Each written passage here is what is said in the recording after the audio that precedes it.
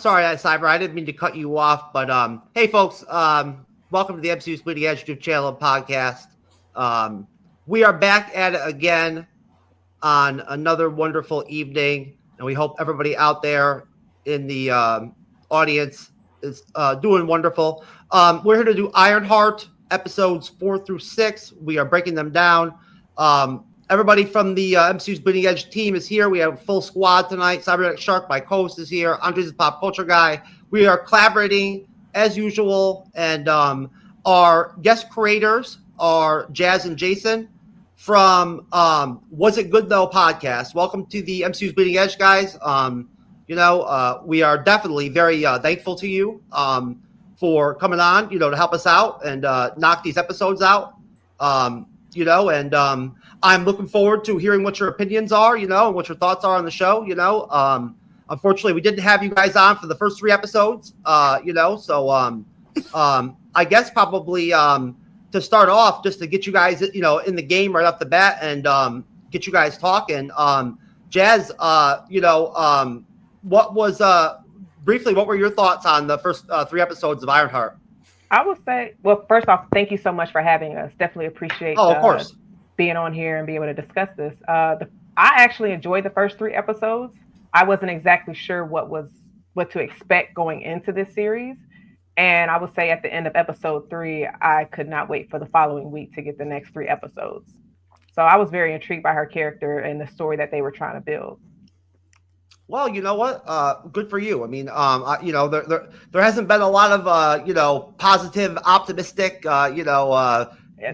reaction so far for the, for the show. You know what I mean? So if you like it, good for you. Been seeing mixed reviews, so. Yeah, I don't know. I don't. Everything I've seen on my YouTube feed so far about the show is pretty rough. You know what I'm saying? But hey, you know what? That's my feed, right? That's funny you say that because the algorithm, it puts whatever it wants to put on there. That's right. So as far as with the first 3, you said, how did you feel about the first 3? What did we were mixed. I mean, I don't know. I was a little bit down on it. To be honest with you, I felt like it was they were a little lackluster the first 3 episodes. I don't know. What did you think about the first 3 episodes? I didn't mind the first 3 episodes. I thought they were okay. I mean, was it the best? No, but it definitely they had some interesting parts going at it. And as like most of us have mentioned, we all feel that the actress that plays Riri is just downright irritating. I agree with that. She sucks. I'm sorry. As the actor or as acting or the character herself, Riri. I wouldn't say as the character. It's more at the acting of the character. The character itself. Is a very interesting and, awesome character that's been in the comics for many, many years. But never popular, Cyber, in the comics, just to point that out. Never popular, you know what I'm saying? Yeah, well, it's all because of Tony. Iron Man really brought her out. Right. That's what really was the popularity about her.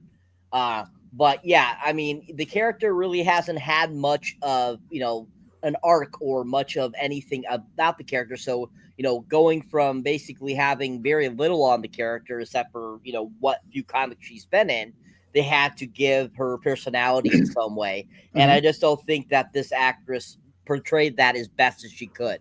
I think she could have done better. So, okay, question. So with that being said, did you feel the same way in Wakanda Forever as well? The way her character was introduced in there by creating a civil war between, creating a war. Let's not get too far down the Wakanda Forever rabbit hole, because we can start a whole side conversation about that. Correct. So I wasn't trying to go too far into that, but more so into the character. Like, did he feel the same? Yeah. Andres, you liked the Ironheart episodes 1 through 3, right? I thought. Yeah. I didn't mind it. I was my reaction to it was what's the word? Surprisingly, it wasn't that bad. I was like, oh, it was really good. For me, it's actually the villain. The villains are the best thing about the show. When we get into these episodes, I feel like that's the best part about the show. where our main hero is the weakest link, and we'll get into that because that's my problem. And just I like her in Wakanda Forever, but my problem is she is unnecessary for the plot in Wakanda Forever. She doesn't need to be in that movie. And here, my problem is like she doesn't feel consistent from that movie, or I don't like the added addition that we're doing with her character in the show, which we'll get into. I get what they're doing. It's just like I don't know. I feel like for me, I feel like it's a they carried her storyline, and all of this makes sense. Like it just, as far as just the bad decisions that she's been making, not necessarily because she was trying to make them. It's just she's trying to fund her admirations, her goals. She's just trying to get to that, and by doing it, she's cutting corners by doing stuff that she shouldn't be. And this right here is just, I guess it's like almost like a story told. As long as you continue to do those things, you're gonna go down the wrong path. And unfortunately, how we see what this turns into as we get down the path. Like, what does that path really look like? What is that choice that you made that one time that really, play on words, that sold your soul? What is it? So, yeah. All right. Well, no, it's okay, Andres. No, we haven't really gotten that far, into it really, as far as, the magical, mystical, and, the appearance of Mephisto and all that, but we'll delve into that, most definitely. I wish that, unfortunately, that they would have had Mephisto in more episodes, so that we could have talked about Mephisto more. But sadly, we only get the one episode, we're going to have to wait a minute on that. But, yeah, most definitely. Just to answer your question, Jason, I also did not personally like her in Wakanda Forever. She didn't really, I didn't really think that she was necessary. It felt kind of like, awkward that they even kind of forced her into that film. You know what I'm saying? I didn't really understand where that came from. It felt like not really authentic. But I definitely would agree with Andres, though, that I think that considering, some of the dire predictions for Ironheart, episodes 1 through 3 were actually surpassed my expectations, I think. But let's get into episode 4 and start breaking these episodes down, since it's going to take a minute to do it. Basically, the way episode 4 starts off, coming off the end of episode 3, is, if I remember correctly, it starts off with Riri, essentially, hanging out with her AI friend, who, I was not exactly a major, fan of myself in the first couple episodes, but I've kind of gotten used to, and essentially, she's hanging out at the hood spot, his hideout, if you want to call it, I guess, it's kind of like an awkward sort of opening set of, scenes where, surprisingly for, I guess kind of for me, Riri kind of inserts herself right into, the gang again, after that job. And, just picks right up to kind of go back to work. And it's obvious by the hood's glaring and hearing his voices and shit, his demonic shit or whatever, that he knows, obviously, that Riri killed his cousin, so, based off of the blurb from Wikipedia on the episode 4 Bad Magic, knowing that Robbins is on her trail, Riri analyzes the hood's piece that she recovered from the hood, which she discovers is an energy source for him. Zeke has been arrested for the crew's heist after being implicated by the biomesh left behind, and he's resentful of Riri over it. And of course, they actually do meet, at prison and all that, and he is pretty negative towards her. Worried about her daughter and wanting to help, Ronnie brings Riri to her friend Madeline Stanton, a former Comertage trainee, and her daughter Zelma. The Stantons help examine the fragment of the hood and detect that it is from a dark dimension. They mentioned Dormammu, that is likely influencing Robbins, before abruptly ushering Riri and Ronnie out of the shop. And I will stop there. you know, there are some other details that occur, you know, during that passage of that, you know, chunk of episode right there. That is a pretty big chunk that I'm sure you guys will fill in, you know, on the panel. But I will go to you first, Andres. What do you think, sir? What's your take on that? I guess, you know, third or, you know, almost maybe even nearly half of the episode right there, you know, take as much time as you want. And what are your thoughts? Yeah, I kind of agree with Cyber about this episode. It's very filler. I thought, this getting into like the feelings and like the deep psychological like depth of what's going on with Riri and like why she's acting like this way makes a lot of sense, especially the, you know, because I was kind of confused why we're doing this, and then just, you know, paralleling with the hood, it made a lot of sense what we were taking her in. But you know, I get why she's coming from. You know, I mean, I understand where her tragedy is coming from, and it's just that I feel like she needed to be more proactive. You know, dealing with these things, like just the way how she handles her mom, it kind of does, you know, bother me a little bit. How she's handling her, like, it, you know, I mean, yes, I get she killed someone. You know, John, and you know, she's doing the thing that Tony Stark did in Iron Man 3, where because, you know, her paranoia, like, you know, the hood and what she could do to her family, you know, because he has that limited power. I totally get. So all that like was really, you know, was somewhat engaging. I agree with you, Jeff, about the AI. I kind of get used to Natalie now, you know, because she's at least, you know, just like Jarvis, you know, like a helpful assistant of, you know, of our main character, because, you know, we need to get into our character's head quite a bit, and I think that's pretty cool. And then I was shocked that we did this, having Seek, you know, Stain, the son, be arrested for the implication of the cruise heist. By the way, one of you guys had to address this. How the hell did the FBI, or in general, the authorities knew that it was the technology that Stain had that we used? That she left the technology in the crime scene? It fell when she was fighting with John, and he told her at the beginning, "Do not lose this because they are going to track it back to me." Yeah. Okay. Thank you. Yeah, he did say that. Yeah. Yeah, he did say that. Yeah. Okay. Thank you. Because when we started this episode, I was like, "Wait, what the hell? Did we skip something?" like. How did he knew that it was that? No, that makes sense. Okay, so no, sir, you were probably time traveling or something like that, you know, or did another dimension with Dormammu or something at that point in the episode, and you just missed out on that, you know. That's true. I was talking to him. It's like, Dormammu, can you make these 3 episodes good so I can at least enjoy myself and like actually like say, oh, this is not a bad show. It's actually a decent show, and everyone's overreacting. I don't know. I think the devil did a really good job these 3 episodes. But anyway, but yeah. So I was very sad to see Stan like getting arrested, because I really like the young Han Solo actor. I think he's doing a really good job portraying this character. He's really portraying a tragic character in the show. I really like the relationship between him and Riri. That's really engaging in the show.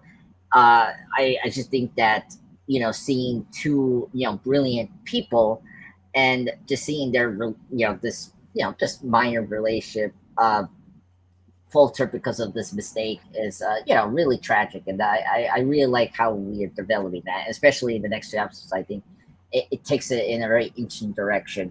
And then lastly, the beginning, oh yeah. And is it, the wrap up is where like, the mom takes Riri to the friend as the yeah, when they leave the magic place and get kicked out, that's the end. Okay, yeah. So we saw the daughter in the trailer. I was kind of curious. I thought she was initially Natalie, the friend, and I was like, oh no, so it wasn't that. And then we got this magic thing, and I was like, oh, I guess we're gonna get a sorcerer, and we did. It was really cool to see that we got like another magic user. That's great. I like that we're filling up sorcerers and witches in the MCU. You know, we got a couple of that from, you know, obviously WandaVision, Africa. So I like the build up to, you know, a couple of magical users we know now. You know, Wiccan and then I think Jennifer, I'm the other witch, and you know, obviously Africa is still there, but you know, differently now. And then so I like this witch person. I thought she had good chemistry. I like her personality actually. I really dug that. I like that she actually knows how to use her powers. That was kind of cool. Like she's, you know, she's mid-tier, like, you know, sorcerer. She knows how to do, you know, certain things. I like the mom. Her mom, she was very funny from the first episode. I like she came back here, and like I like she knows what's going on here. So I really like dug that. I love that they brought up Doctor Strange, and Carmitage says like, okay, like they're part of that world. You know, if you know that side of Doctor Strange and that supernatural area of sorcerers, I was like, okay. And I thought that scene was my favorite part about this episode, because the rest I agree with Cyber. It's like very filler and just, you know, getting into Riri's like, you know, personal problem, which I get. But yeah, I thought this section was my favorite part. So yeah, overall the beginning was actually decent. I was engaged a little bit. I didn't have a problem. I thought the pacing was good. So that's my thoughts in the beginning. Okay, thank you, sir. Jason. So episode 4. Well, this part that we're in. Wait. Yeah. So just that section that I broke down. Correct. That's what I was gonna say. Going into that, I was enjoying what we got in the beginning of it. Like I said, you do see. I know somebody mentioned that them being villains, but I just feel like they were kids in a tight spot. Because they said Riri was only 19. You do have Stain, who's trying to not be what his father was, but of course you see him being in jail, and everything that we have to deal with, like as far as with his dad, and them being able to even cover that up. Because at some point you would think somebody would have leaked that so people would know what actually happened to him. So him not having a name and him trying to continue or carry the legacy by not trying to be legacy. That was interesting way to go with this character within that. But like I said, you just see you finally get the backstory to the hood in that part, and then of course you just kind of see why those 3 characters are kind of intertwined in what they're doing and the choices that they're making. Unfortunately, like I said, Riri's only 19. She's the youngest of the rest of them, so of course she's gonna make the dumbest or make the worst decisions early on into her career. But I mean, you know, Tony was a war hero at first, was a war criminal at first. So it is what it is in the beginning. It's what happens on the other side of it. Okay. Thank you very much, sir. I appreciate that. Cyber, sir, what are your thoughts? Where are we going to? Sorry. To where they go to the magic place and then they leave. To the magic place. So they go see the mother's friend. Yeah, the mother's friend, okay. And you know the magic shop that the girl has. I forget her name. Okay. Yep. Okay, so pretty much, to me, it starts off really boring. Nothing really impresses me with the beginning. You know, finally Riri coming to terms with telling, you know, her mother that she needs her help. They end up going to see and I feel when they get to the candy shop and they get into the magic stuff, that's really when the episode picks up a little bit. Gives us a little hope for a little something that would be interesting and enjoyable. And so, you know, finding that out that we have other, you know, magical people in the Marvel Universe, especially the daughter and the mother both, you know, use it. It kind of brings me back to thinking about Agatha all along a little bit, and that whole coven that we get to meet in that series. It kind of makes me think of what was going on with Agatha and kind of their crew, and the mother definitely makes me think like she knows Agatha, or she knew some of those people that Agatha brought along with her down the road and stuff like that. So it definitely had that magic feel, I felt. But going down, when the daughter takes them into that like whatever place she takes him to. I thought that was really cool. I thought that was really awesome. You know, bringing back that kind of Doctor Strange vibes. And I was like, okay, this is starting to get interesting. We're getting into magic a little bit here. That once again, that kind of pushing towards the envelope of somebody that we've been wanting to see in the MCU for forever now. And pushing towards that envelope towards, you know, more of like the Ghost Rider element and the Blade element and stuff like that. So I was like, okay, are we going, you know, well, as this was going on, I'm watching, I'm like, oh, I wonder if this is going to bring in any elements of Doctor Strange at all. You know, I had a feeling like, oh, I feel like Doctor Strange is going to be mentioned or something related to Doctor Strange. And just like how it went on, I thought it was really interesting and fun. And so, like I said, I think this was my favorite part of this episode is when we get into this magic stuff. And, you know, once they're down there and they start like trying to figure out what this little piece of cloth is, the part of the hood. And all of a sudden they're like, yeah, we don't want to deal with this shit. Like I was started cracking up like, oh, okay, that's not good. If that's something really, you know, crazy and from another dimension, you don't want to screw with that. We already saw what Wanda did in Multiverse of Madness. So, you know, it's kind of like, oh, where's this going to go? Interdimensional stuff. So, yeah, I definitely think that up to that point, it just did not do anything for me. But after we got to this magic shot portion, I really started to get into the episode, and I thought it was very entertaining. Okay. Thank you, Cyber. All right, Jazz, wrap us up on this round. All right. I will definitely say, Shark, I agree with you because when they started introducing the magic, I immediately thought of Agatha as well. And then Jennifer was one of the surviving witch that was from that series. And so I'm curious if they'll team up or cross paths later down the line. But I definitely enjoyed this episode. I love the fact that you saw Riri actually want to open up and learn magic because previously in the series, she was like, no magic, all tech. But then in this episode, you saw her get more comfortable with trying to learn magic because there was no way she could try to defeat Parker without magic. So she was being more open with it and exposing herself to it. So it was cool to see the science and tech kind of combine into it. And then, of course, you see Parker and Joe kind of team up. And it was just like, where are they going to go with this?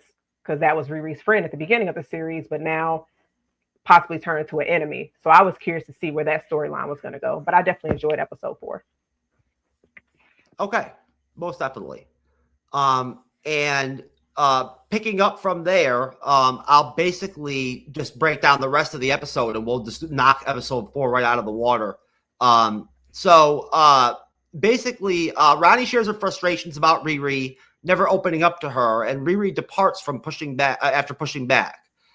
Frustrated in her lack of findings with the suit, Riri meets up with Xavier, who is horrified by Natalie, emulating his late sister's image.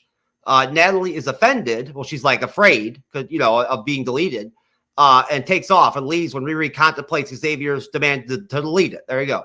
Robbins breaks Zeke out of jail to recruit him as Riri's replacement, and the crew assists his efforts to implant bionic enhancements in his body.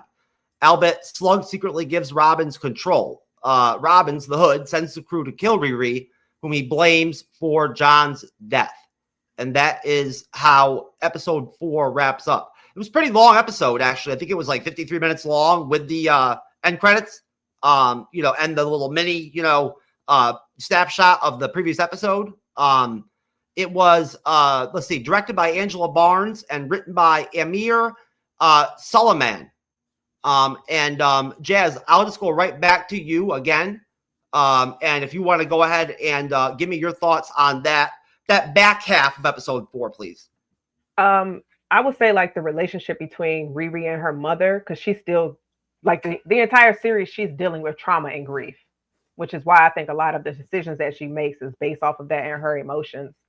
But I just I felt so bad for her in the decision that she was making, but I also can understand like some frustration situations that she was definitely put in. So. Okay. Is that it? Yeah. Okay. Most definitely. Very brief, but thank you very much. All right. Cyber, sir, your thoughts on that back half? Honestly, I don't have much to say about the back half of the episode. Like I said, this whole episode was just filler to me. It didn't really interest me. I didn't really care for it. This is the portion where, of course, we get the whole PTSD thing. She's got to be let out of the thing. Then Natalie goes and gets Xavier and brings him, and then he freaks out because Natalie is there and blah, blah, blah, blah, blah.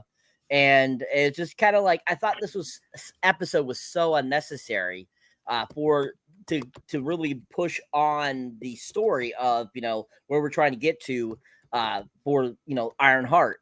And, I just think that we could have done without this episode, or they could have made the episode a little bit about something else. Made it maybe more, pushing more towards getting to our climactic character that we're going to be learning about, or even pushing more towards how Ezekiel becomes, they showed a little bit more of that, of him getting put all the biotronics in him and stuff like that, which we got a little bit of it. We heard him scream a little bit, but at the same time, I thought that was kind of interesting that they decided to take the whole Ezekiel Stain character and kind of push him throughout this whole entire series, which was definitely an interesting take, especially because he's such a brand new character. He's only been around since the early 2000s, and he was not even thought of when Obadiah Stane first was introduced into the Marvel Comics universe. And so I was really surprised how much they had him in this series. So I think that was interesting. They decided to bring a classic, Iron Man villain, son into this mix. So I thought that was kind of, interesting how they really focused on him quite a bit throughout this series. So I think overall the ending of this episode is pretty basic. And like I said, it didn't really do too much for me towards the end. And I just thought it was pretty filler episode. Okay. Thank you, Cyber. Jason.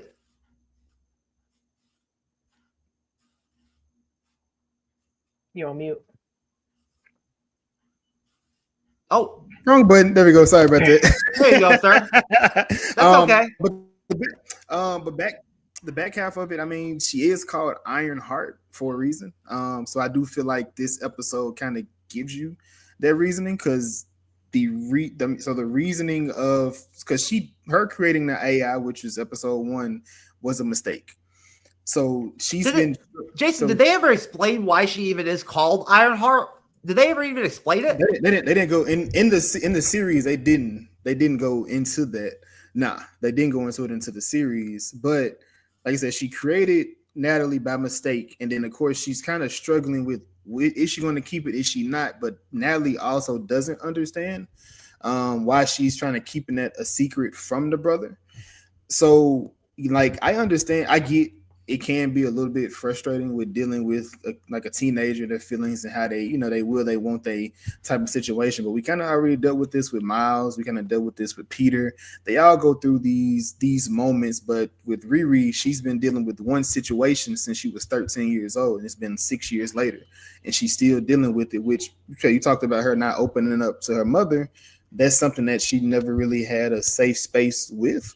And even if we go with how Tony reacts or how he's doing things, he's using this AI, these different things to kind of do his therapy with, which is what she's doing essentially with Natalie, which kind of goes into the ending of the actual series. So it felt like it may have been a bit annoying in what they were trying to do or how they were explaining, but it made way more sense as to why the ending of the series went to the way it went to. Because I wouldn't have landed where we got to, but the episode 4 kind of made sense as to why we got there, what she was holding on to or what she was trying to hold on to for as long as she wanted. Like I said, she typically was running from those different things, but she finally accepted it.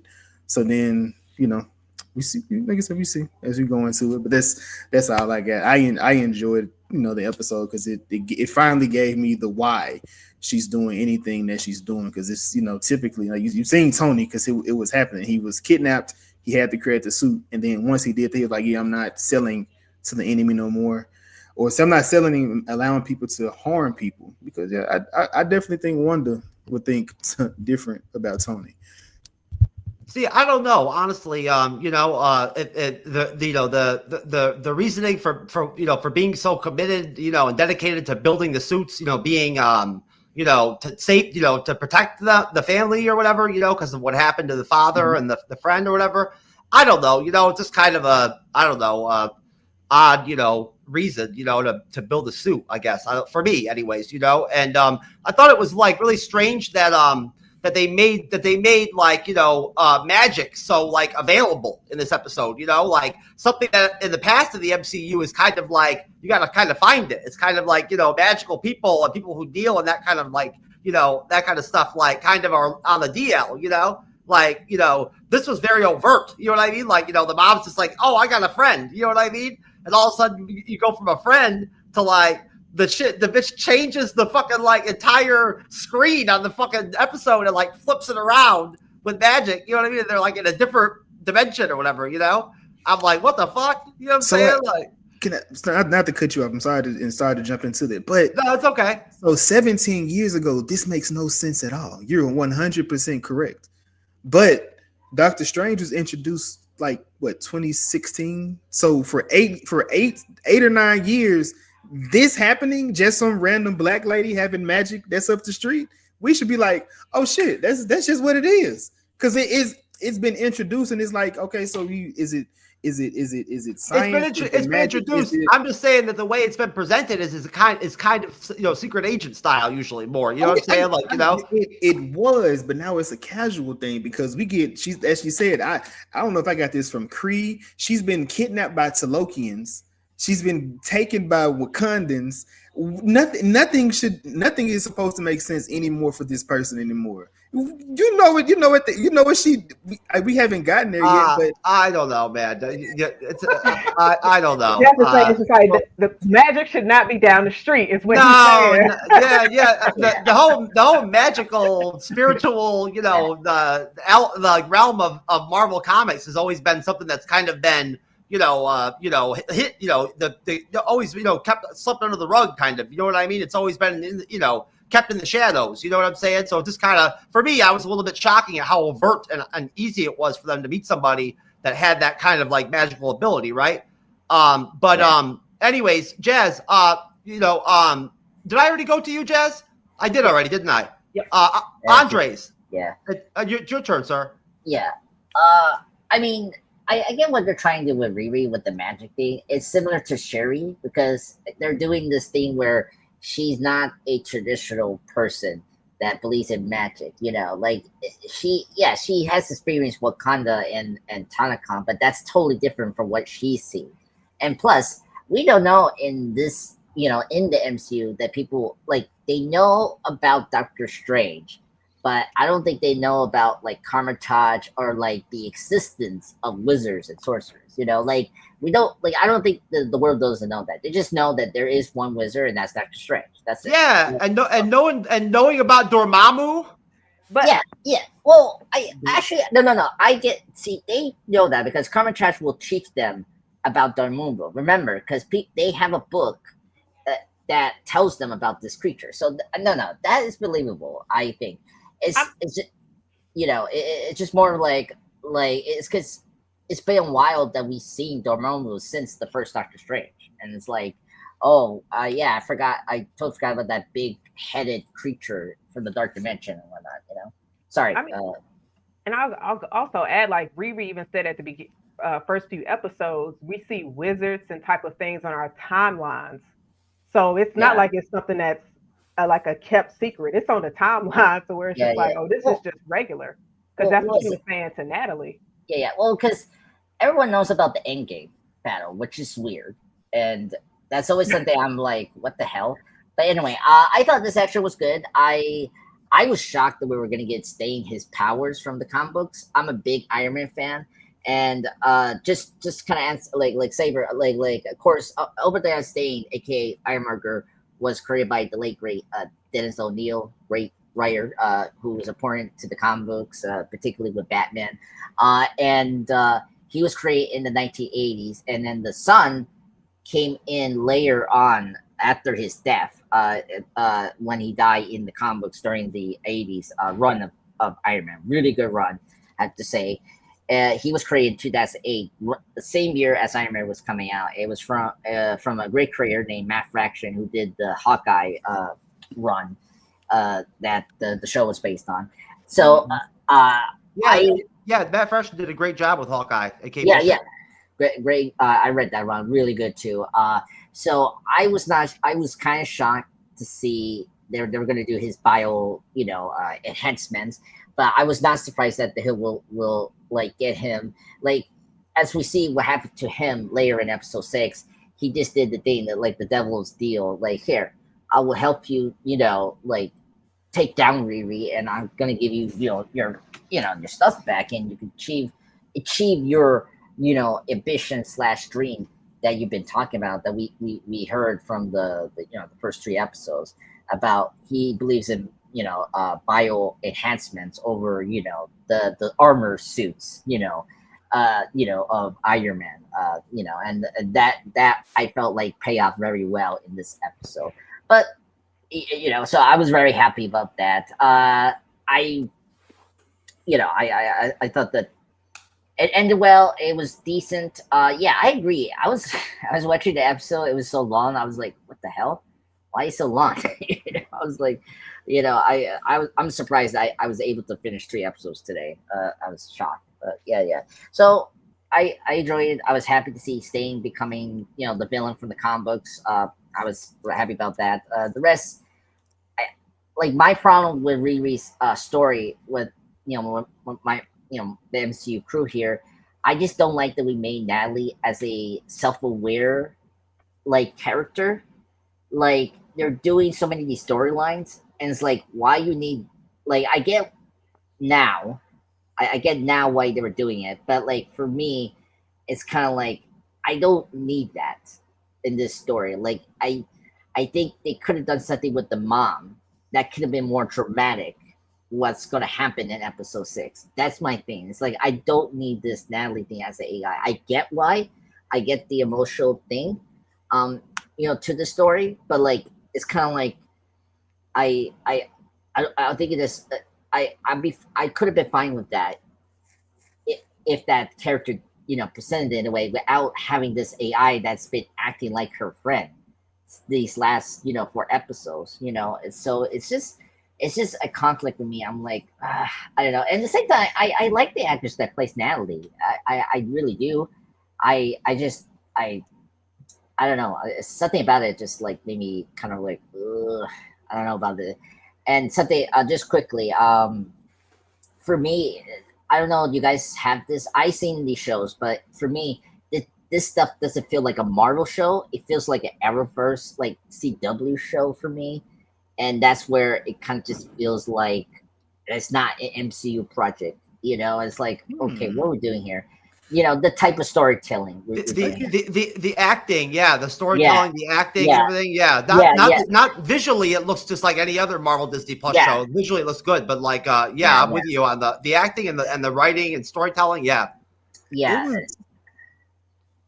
It was a bit dramatic.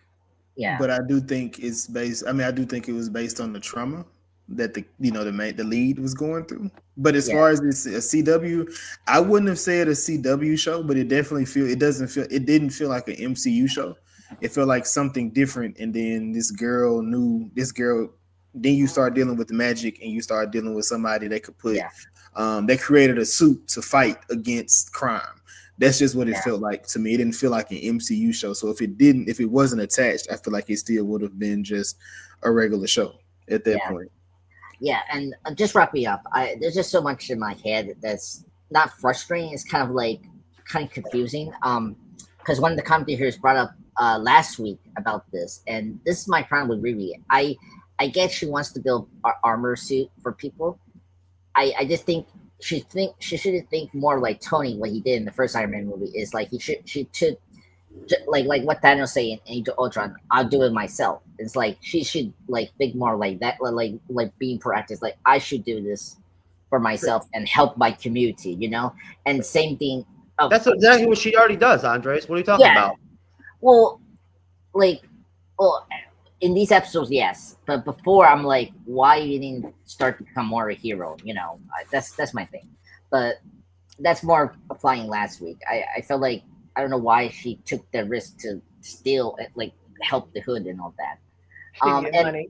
Yeah, steal money. Yeah. Who wants to be Peter Parker, broken a hero? Yeah, that's true. And wrapping on. I'm sorry. Just wrapping up. I don't know. She's not a teenager, right? Like, she's an adult now. I mean, she is, but she's 19.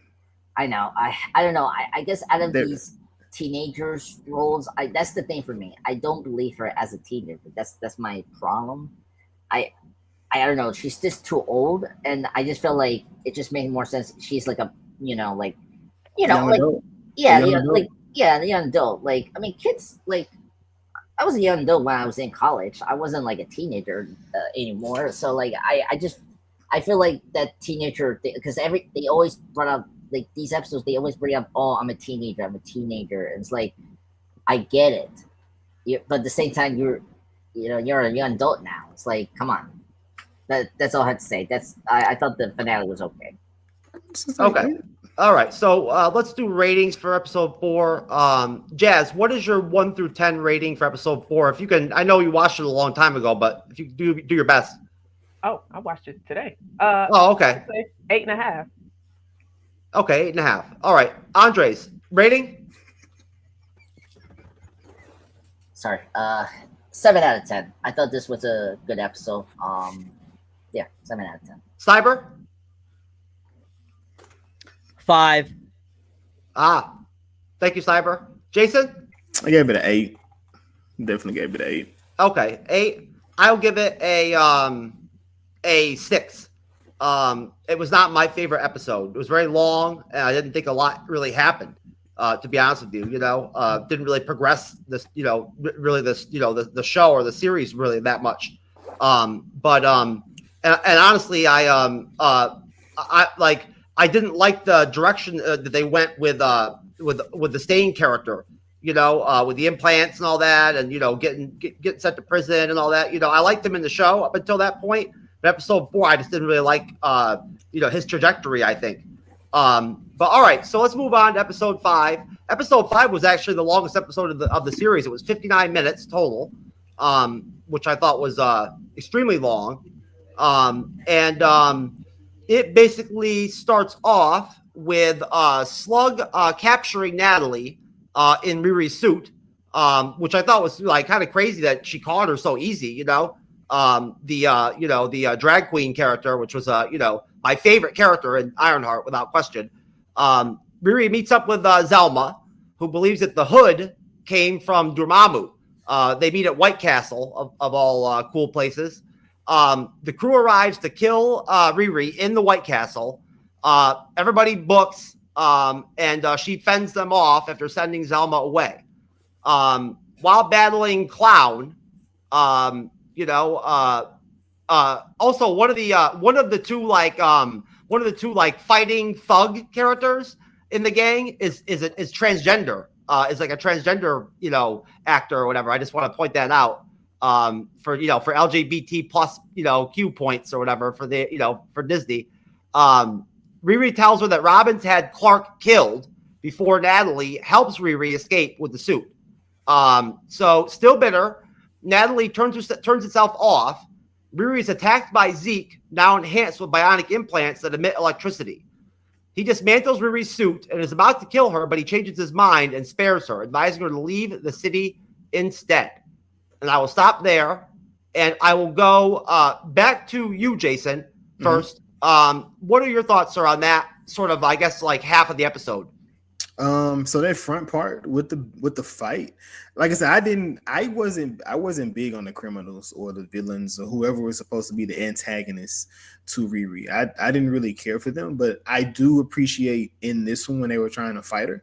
And then especially fresh off of seeing Ballerina, I really enjoyed when Clown was using the bombs as her weapon of choice.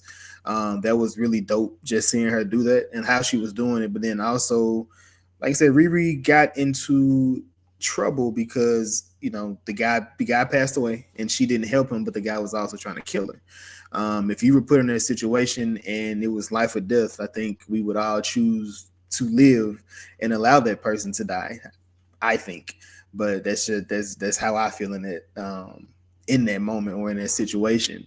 And because Riri was bright enough and smart enough to take something Tony did, which was barf, and take Griot, which is something they use in Wakanda, and put them together and make an AI system that was, as she said in the beginning of the series, she wants to be bigger than Gates, Pym. She wanted to be bigger than all the sciences that came before her, and she wanted her name in those lights. She was able to create an AI that was more intelligent than what they had put together. That was, like you said, someone said, I think Andre said, self-aware. So yes, it shut itself off because we supposed to be doing this together, and you considering getting rid of me now. Like, so, she went away. Like I said, I get it. I can probably get why that doesn't work for people, but I mean, that's the world of today. These kids today are literally going to ChatGPT to ask them what their day is. How can what is there to eat? They go and ask it any random questions. What does this color mean? These different things. So I mean, for today, for the time of today, I felt like this was perfect, in my personal opinion.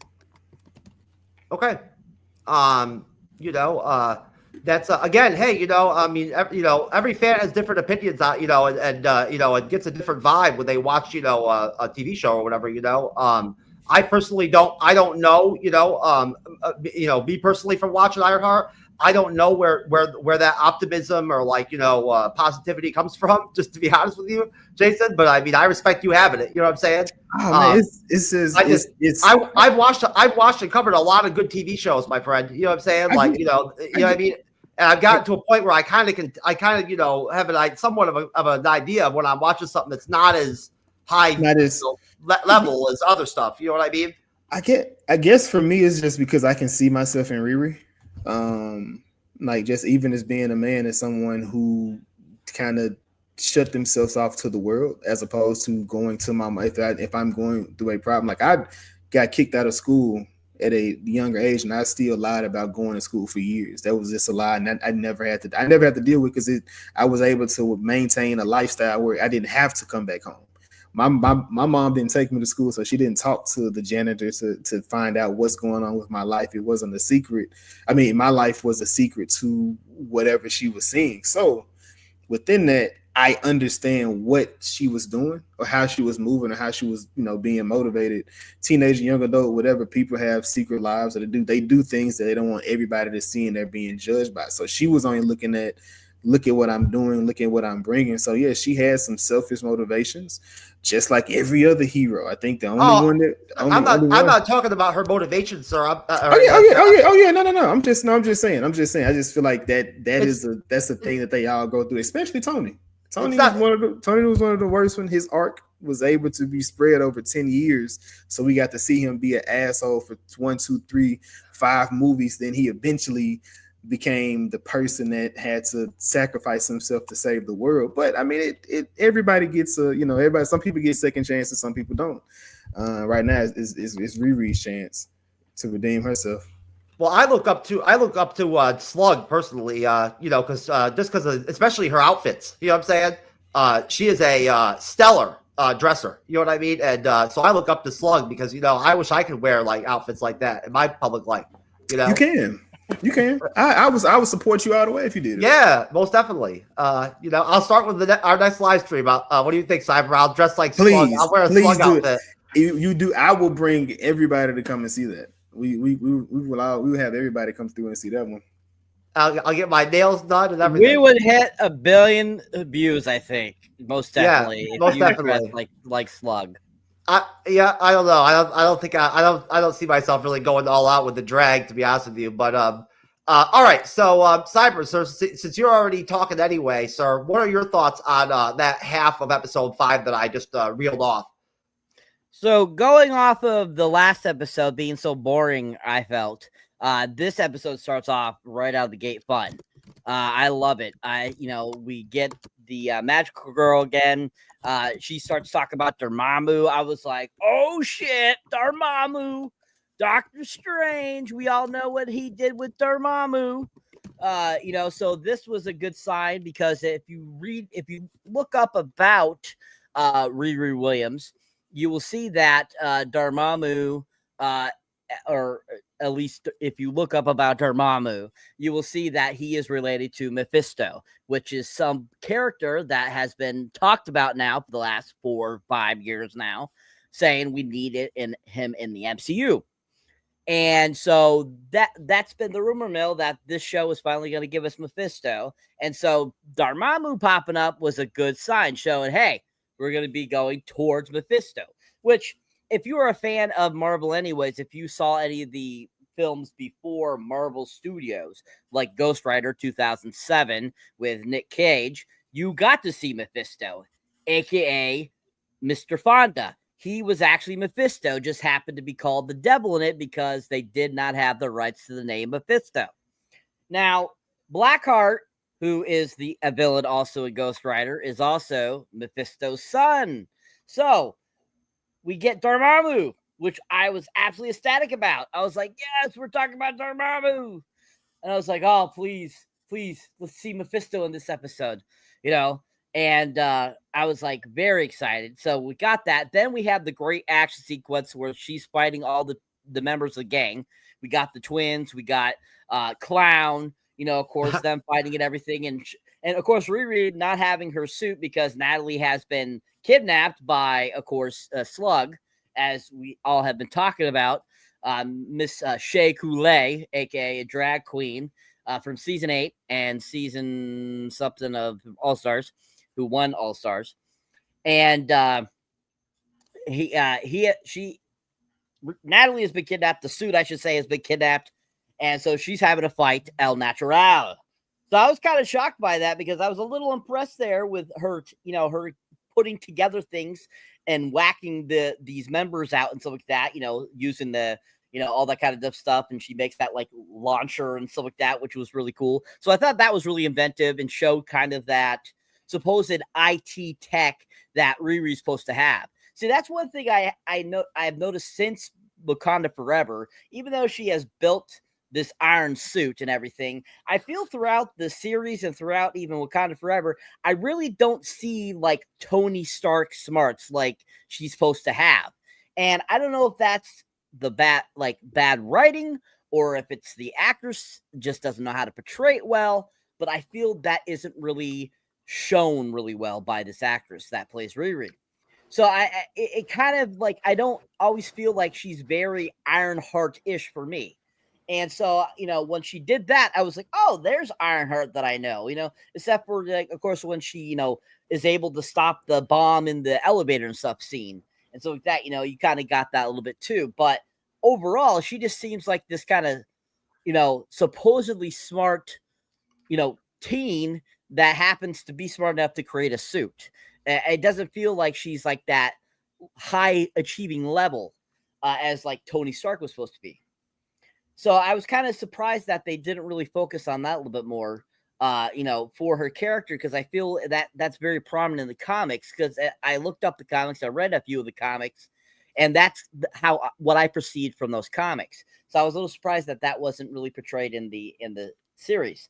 But still, great action. She kicks butt. We get outside, and we get to see Zeke after he has now been mechanically enhanced, which, if you look up Ezekiel Stain 2 as well, he is known for doing biometrics to his body. He actually has created a hypothalamus that allows him to control all the biomechanics in his body.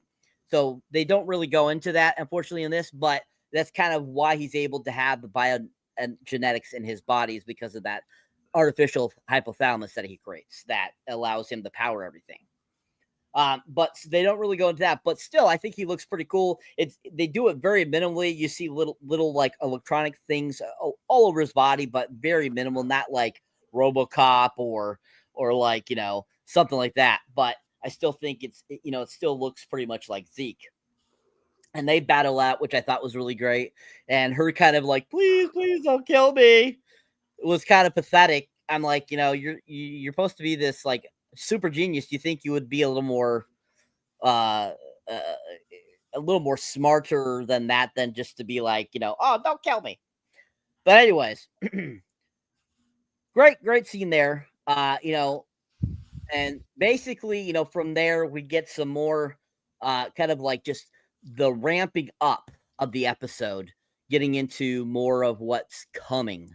And so I think that leading up to the halfway point, really solid opening. I enjoyed it. I thought it was really action packed, and I enjoyed it. Just a shout out to CD Stein 69 in the comment section, going back and forth with us throughout the episode, kind of all over the place. Talking about, rest in peace to Jim Shooter, which rest in peace to Jim Shooter, Marvel Comics legend, right? Andres probably would know more about him than I would, but and then also he mentioned Miss Marvel. I don't know. Just to kind of go off topic a little bit. I personally really liked Miss Marvel, which I've been really public about that. Whenever that she's come up, that Miss Marvel series really blew away my expectations for the show completely. I thought it was really well done, and it has like a 96% Rotten Tomatoes rating. I think it's well deserved. I think it's actually really good. Jazz, what do you think? Miss Marvel is another character that wasn't popular at all. That her comics never sold in the comics, but yet they gave her a show. You know what I'm saying? And it worked out really well, I thought, for the MCU. They ended up with a great, young actress, right, and a great character out of it. Yes, I would definitely say I definitely enjoyed her character. Unfortunately, I was not that much of a fan of the series. I would say it probably was a bottom MCU series for me, and I think it's because I don't remember. Well, it's a teeny bopper kind of like, right, and I think that's pretty much where I was just like, I'm not really much of a fan of this, but I loved her in the Marvels movie, and so I loved what she brought to that. But the series, it took me a while to get through it. I did finish it, but Jason was giving me a hard time, like, no, you need to finish this. But I was like, dragging my feet on it. But I'm glad they were able to give her a series. And the fact that you saw her father in the latest Daredevil series. So I definitely respect your opinion. Again, it is like, it's, Miss Marvel's not for everybody. It is like a teen drama, it's a teen drama kind of show, honestly, when I reached out to other creators, like I did to y'all, to collaborate back then for Miss Marvel, nobody wanted to touch it, because the character is so disliked. In the creator space, as far as in the comics and all that, nobody really wanted anything to do with it. Just to put that out there. But Jason, what do you think, sir? Real quick, what do you think about Miss Marvel? You on mute? Trying to be respectful, but I enjoyed the series. I definitely enjoyed the series. I have an Islamic background, so that was interesting to see on inside of an actual TV show. So that was interesting and definitely a choice. So like I said, I know other people probably wouldn't have taken a chance like that. So I'm saying, seeing them bring a lot of these characters with different ethnic backgrounds is something I'm really feeling personally. Okay, most definitely. Cyber, you like Miss Marvel, right?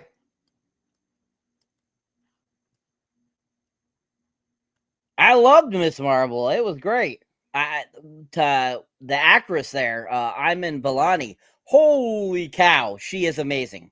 That is a talented young actress, and I wish they could have found somebody with that talent to play Ironheart, because that's what I was looking for an actress. She is absolutely fantastic, and I loved her in the Marvels film. And I think she just absolutely was a great choice to play Miss Marvel. So, yeah, I thought Miss Marvel was a really fun show. Yeah, she's super talented. She is. Go ahead, Jess. Quick question.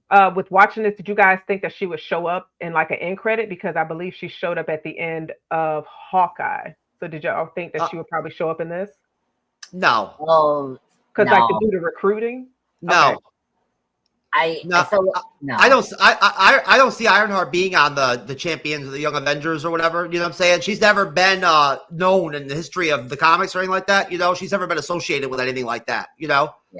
So I mean, it's never been mentioned at all, or like or rumored at all on online, on X, or anywhere. You know what I'm saying, by anybody in the industry that she's one of the characters that's going to be put on that team. You know, it's never been rumored at all.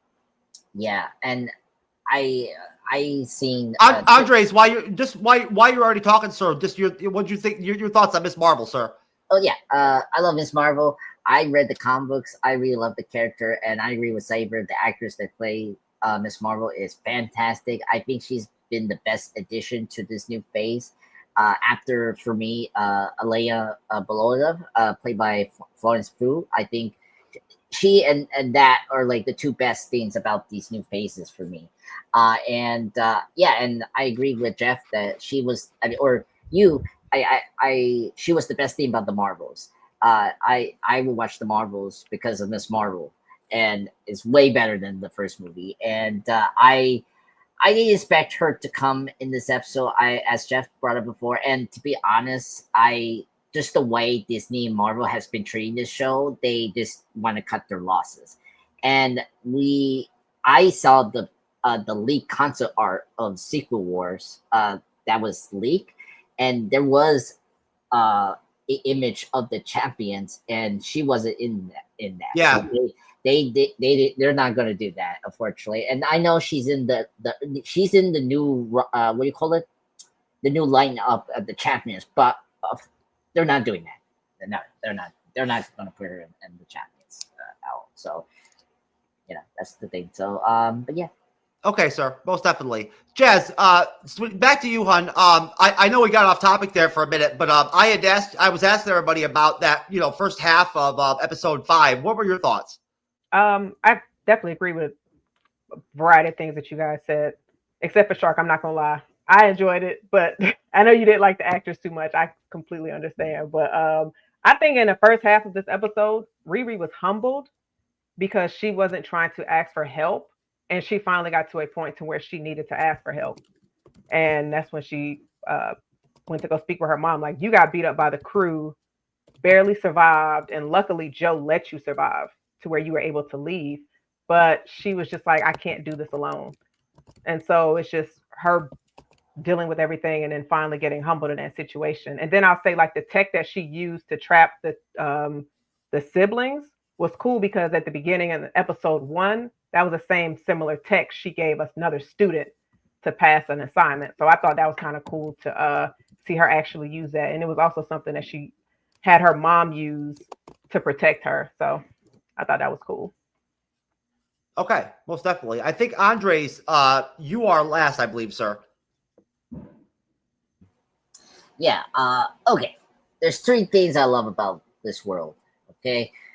Batman, food, and my secret wife in another timeline, aka Wakanda Queen herself, Angela Bassett. So it's a long story, guys. It's a running gag we have in this the show. When they got to White Castle, I was like, oh my god, you're not my favorite episode of the show. You went to White Castle, my favorite food joint, and then we saw, as Cyber said before, the magical young sorcerers from the last episode. That was great, and it was from the trailer. If you haven't seen the first trailer, we saw this scene, so that was really cool to see that. And she was really funny. I just thought she really had good chemistry with Riri. I love the running gag that we're gonna get for her about the percentage. Look, 50%. She's really cute too. She's not bad to look at. Not that I'm trying to be some kind of chauvinist or anything like that, but like very attractive young woman. Yeah. She's very beautiful and very funny. I just love her when she say 50%. This is Dormammu, and I agree with Cyber. It was fun to hear Dormammu, from Doctor Strange, and I agree with Saber. I like that because they're building up the suspense of the reveal of Mephisto, and so that was really cool to add this other demon creature that people kind of know worldwide because of the movies. I like the main villains, but I don't care. Me, Jeff, and Saber, and previous guests, we kind of discussed this. The Hinge people, the high school, the gang, yeah, it's our least favorite in this show. I like the heisting, but I just don't like them as a heist group.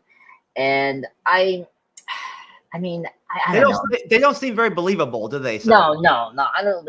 Well, and the weird, I don't know, like Jazz could probably beat up one of those fucking as you call them, twins or whatever the fucking Cyber called them, you know? Yeah, they seem very comical. Yeah, they're too comical. There was like they remind me of these twins from Batman Beyond, the Return of the Joker, the Dee-Dees. I was like, they are. I know if you guys haven't seen that, the direct to video movie from Batman Beyond, it reminded me of that. And then oh my god, the drag queen Slug. By the way, weird name to call this person Slug. I'm like, could he just give like a hacker name like Switch? Not Switch, like Glitch. Rampage. Yeah, Rampage. Yeah, like Rampage. Like why waste that that comedian actor to be Rampage? It doesn't make sense. So it was weird. So I don't like this group.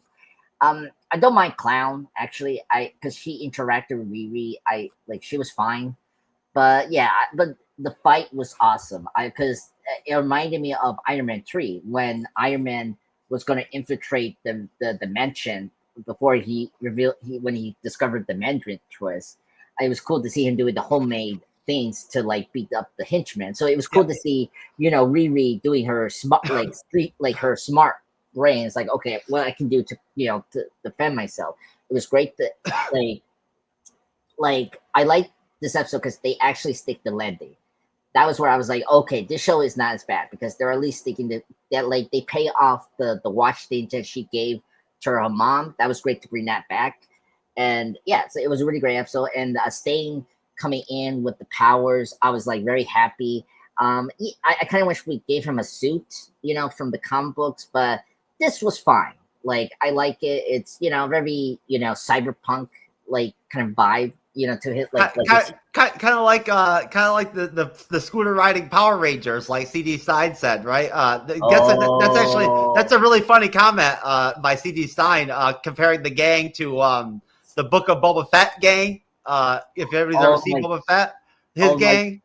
Yeah, the one actress from Leather Jacket and the horror movie Campaign, and yeah, I know what you're talking about. Yeah, that group. Yeah, the most people, the slowest chase scene ever. Don't watch that, please. Like there was like, like if you've seen Seinfeld where George was running out, like was trying to run away from old people, like it was literally that, but the opposite of that. But anyway, yeah, it was cool to see Stain attacking Riri and destroying the armor. That was like a really shocking thing. I like the last part.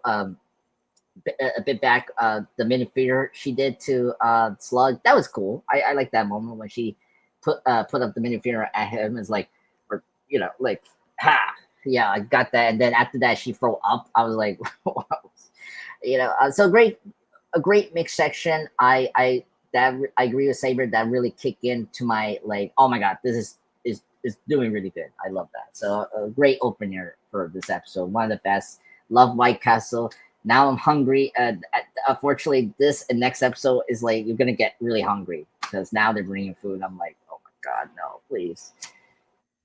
All right. Well, I'll tell you. One thing that I would say, about Ironheart is that nobody really asked for an Ironheart TV show. When it really boils down to it. And I would have rather gotten, I think, nothing against, Ironheart, as a character, or whatever, if people like the character, that's fine. But I would have rather gotten a Monica Rambeau, Photon, Disney Plus series. Personally, if Marvel was going to invest the money that they spent to do Ironheart or whatever, you know what I'm saying, and make a show. I personally, as a fan, would have rather gotten a Monica Rambeau TV show, just because, I enjoyed Monica Rambeau a lot in WandaVision. I really did, and I thought she was like a really impactful, addition to the show. Tiana Paris, was great as Monica Rambeau, and unfortunately, she was not as great in the Marvels. Like you guys already said. Iman Vellani killed it in the Marvels. She stole the show. she basically stole that fucking movie, you know, from everybody else. You know what I'm saying? Like it became her film. But all right, so you know, wrapping up episode 5 of Ironheart, I've got a pretty big section here to reel off to you guys. Essentially, Riri, you know, after getting attacked by Zeke and having her suit dismantled, you know, and being left alone, you know, and told to leave town, you know, Riri asks her mother for help, but Ronnie confronts her for obsession with her suit. Riri admits she made the suit that could have helped save Natalie and Gary when they were killed. Ronnie and the returning Natalie decide to help Riri build a new suit in Gary's garage using the old car, and he and Riri were working on before he died, is what they say on the Wikipedia, right? So Zeke and Clown lie to Robbins about Riri's death, which, you know, is pretty weak. Zeke rejects Robbins' proposal to join the crew full-time. Clown helps the crew discover the fabricated autopsy of Clark, and they accuse Robbins of having him killed. Robbins fires all of them in anger, which causes the Hood's corruption to increase through his body through blackened veins. Parker forces Zeke to help him break into the home of his father, Arthur Robbins, who is the CEO of Artworks and has a controlling interest in all the companies he and the crew have robbed. Arthur refuses to sign his contracts at first, and Parker confronts him for abandoning him as a child, before forcing him to sign the contracts. Riri, Ronnie, Natalie, and Xavier help make the new suit, while Zelma helps empower it with magic to resist Robin's powers, but it comes at the cost of Natalie's permanent deletion. And that is the end of episode 5, Karma's Glitch. Directed by Angela Barnes and written by Christian Martinez. So, Cyber, sir, I'll go to you first this time. What are your thoughts wrapping up episode 5, sir? So the remaining portion of episode 5 is pretty interesting. You know, we learn more about the Hood's background, who he is, you know, why he seems the way he is. And, you know, we kind of get a thought process of like where he's trying to go. Him basically, we end up finding out that his father is whose house we saw in the earlier part of the episode. That we saw him with his cousin.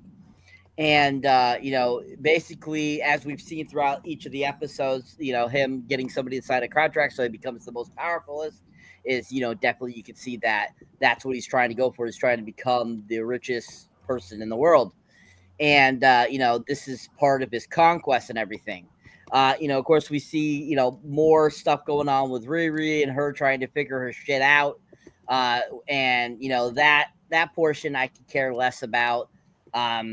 You know, we see the kind of the process of, you know, basically kind of her trying to figure out, you know, what she's going to do because she needs a new suit and all this kind of stuff. And I believe also this portion is when she builds the suit. And we get to see that great car that her stepfather left her. And I was like, I saw the car and I'm like, are you fucking kidding me? Why would you want to destroy that beautiful car? Why would you want to turn that into a suit? And I was like, nah. But then after she builds the suit, I'm like, okay, the suit looks pretty cool. I mean, it's almost got Iron Man vibes to it, you know, other than the fact that it doesn't have the gold in it, but it still has like the red and black, which is, to me, is very Iron Man-like. And I do have to say that I do think that at least the suits in this series look far superior than the ones in Wakanda Forever. Because as we have mentioned in Wakanda Forever, we thought they looked like a mixture between Predator and Power Rangers. They just looked we thought they looked stupid in that film. Even the Wakandians there that had the suits too, we were just like, what the heck did they make these look stupid? But I do have to give it that it does definitely looks a lot better in the series than it did in Wakanda Forever. But yeah, and then of course she loses Natalie when they add magic to the suit, which is they have to decide to do that to be able to beat magic with magic, you know. And I thought that was kind of cool. Enchanting the suit, I thought that was something new we hadn't really seen before. So I think that it was a very solid, ending. It had a lot of great things going out. We lead into like what happened to Natalie. Why couldn't she and the Magic stay together? And we get, of course, that background of of the stepfather and her and kind of their relationship a little bit too there, which is all great and all, but that was something I felt they could have like shortened. I felt it was a little too long. They could have like gotten to the point and moved on faster. But other than that, really solid episode and really thoroughly enjoyed that episode.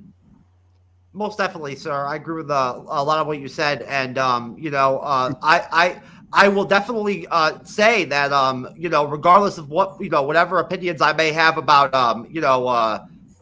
Dominic Thorne and Ironheart, as a show, the element of magic being injected into the series that they added, you know what I'm saying?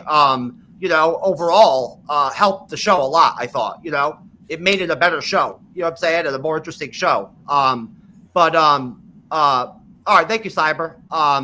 Jazz, what are your thoughts on the rest of episode 5, please?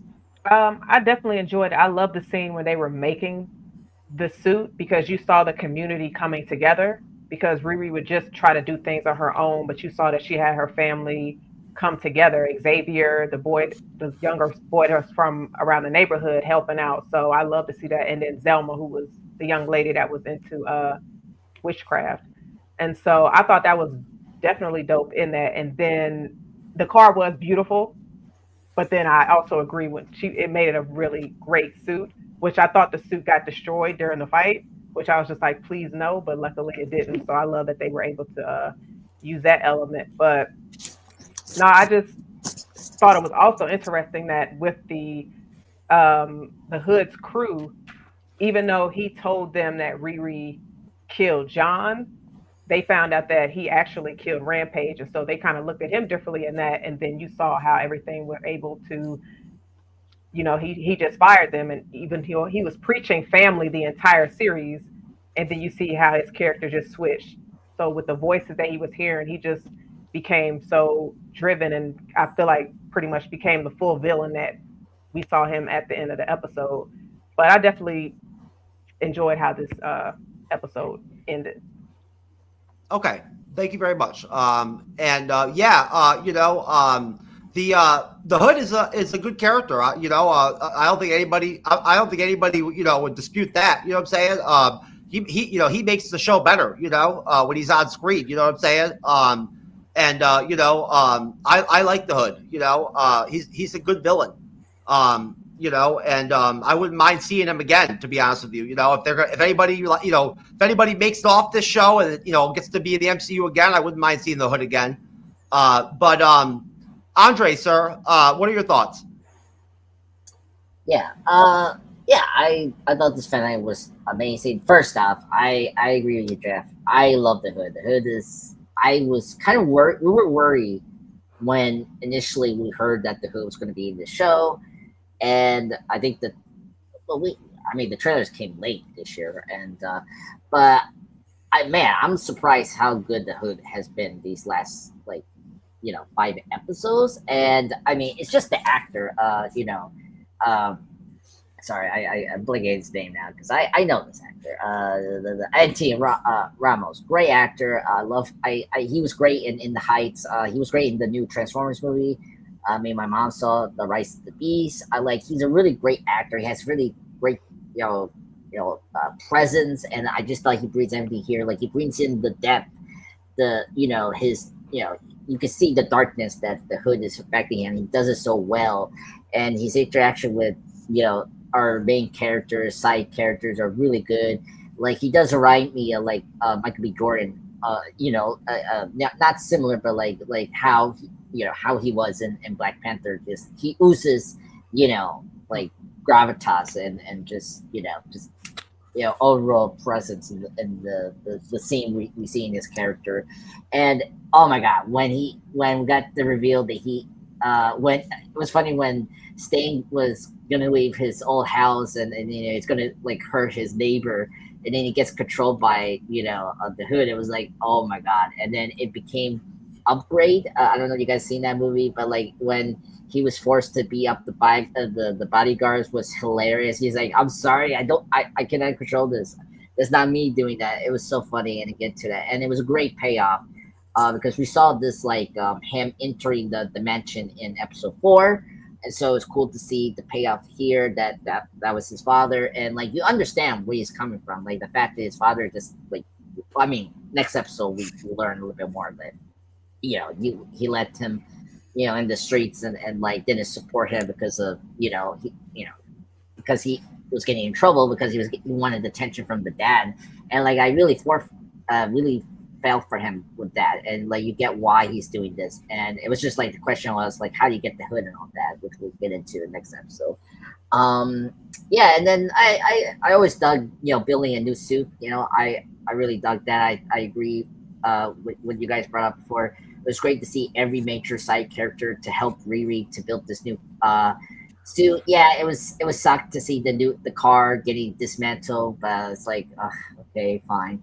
And I do agree with Cyber that shockingly this show had way better suits. Thank goodness, because Wakanda Forever had really, I mean, the suits were really, I mean, the CGI was really bad. Oh yeah, it was like the Power Rangers. Yeah, exactly. It was literally like it was a toy commercial basically. I was like, what we're doing here? Thank goodness this show, the suits were good. Like they felt like real suits, which I missed from the first Iron Man movie, so that was good. And it was a little sad to see Natalie go. I did warm up with this character slowly in the show, and I'm very curious what we'll discuss it. Like it made sense why we were doing this character now. But great finale. I really enjoyed it. This is definitely my like I don't know. This is tough. Like second or first favorite episode in the show after the finale. Yeah, I'll tell you, that's one of the things I don't like about doing like 2-episode, 3-episode, like, recap shows like this, is that, it's so easy when you're talking about the show to like jump from one episode to like, another one, you know what I mean? And jump ahead, you know what I'm saying? Because you've watched all of it, so it's easy to go, to go forward from like episode 4 to like, the end, you know what I'm saying? I wish they would just release these fucking TV shows one episode at a time. But again, that's, I mean, they can do what they want at the end of the day. It's Disney's decision, but I don't like it personally. I would have liked Ironheart better if it would have came out every week. But Jason, wrap us up on this one, sir. Got you. It's funny. Everybody loved the Hood. I felt like he was the weakest character in the show.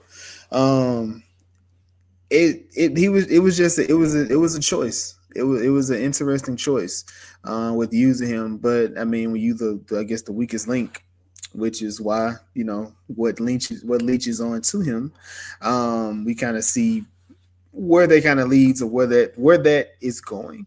And like I said, the second half of the fifth episode began to feel like filler because you do see Riri building a suit. You see what she's doing, then you see Hood is going to go get what he said was going to be the last thing for him, which was his dad's house. So him going out there, but then with the character of Zane, not with Stain, his character, I'm researching and looking him up a little bit because now his character felt like a CW character to me because it was like, the first 3 episodes, I really enjoyed him.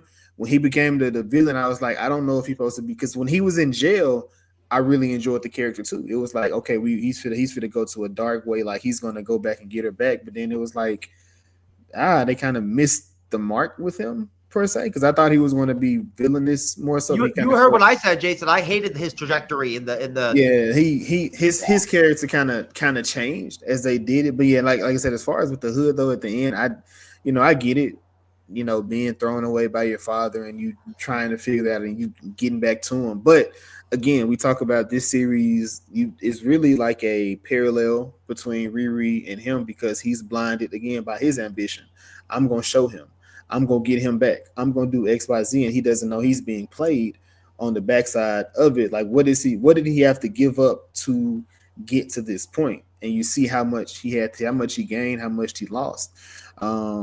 Before we get to it, but again, that's not even the icing on the cake within this series because he wasn't the only person who was willing to do that. Yeah, that dad was fucking cold, bro. He was like, I didn't want you, or some shit like that. You know what I'm saying? I was like, damn, bro. You know what I mean? Like, that's rough, you know? Like, you almost can't, after that shit, you almost can't blame the hood, you know what I'm saying, for doing some dumb shit. You know what I mean? Like, you know, because, like, you know, that really fucking sucks, bro. You know? Yeah. He lost his mother, then he was abandoned by his father. Yeah. Can't even imagine, you know what I'm saying? Like, that's fucking crazy, bro. You know, I'll tell you what, you know, they, Ironheart, they really did, you know, for her being 19, like, they really did add, like, a very, like, adult tone to the show, you know, the soundtrack, which I thought, I will say, is a highlight of the show. You know, the soundtrack is definitely a plus. You know, they had Erica Badu, in there, I think in episode 5, you know, I love her. But they had some good music. And, you know, honestly, the location of Chicago, you know, for the show, I thought was positive, you know, helped the show, you know, it was cool.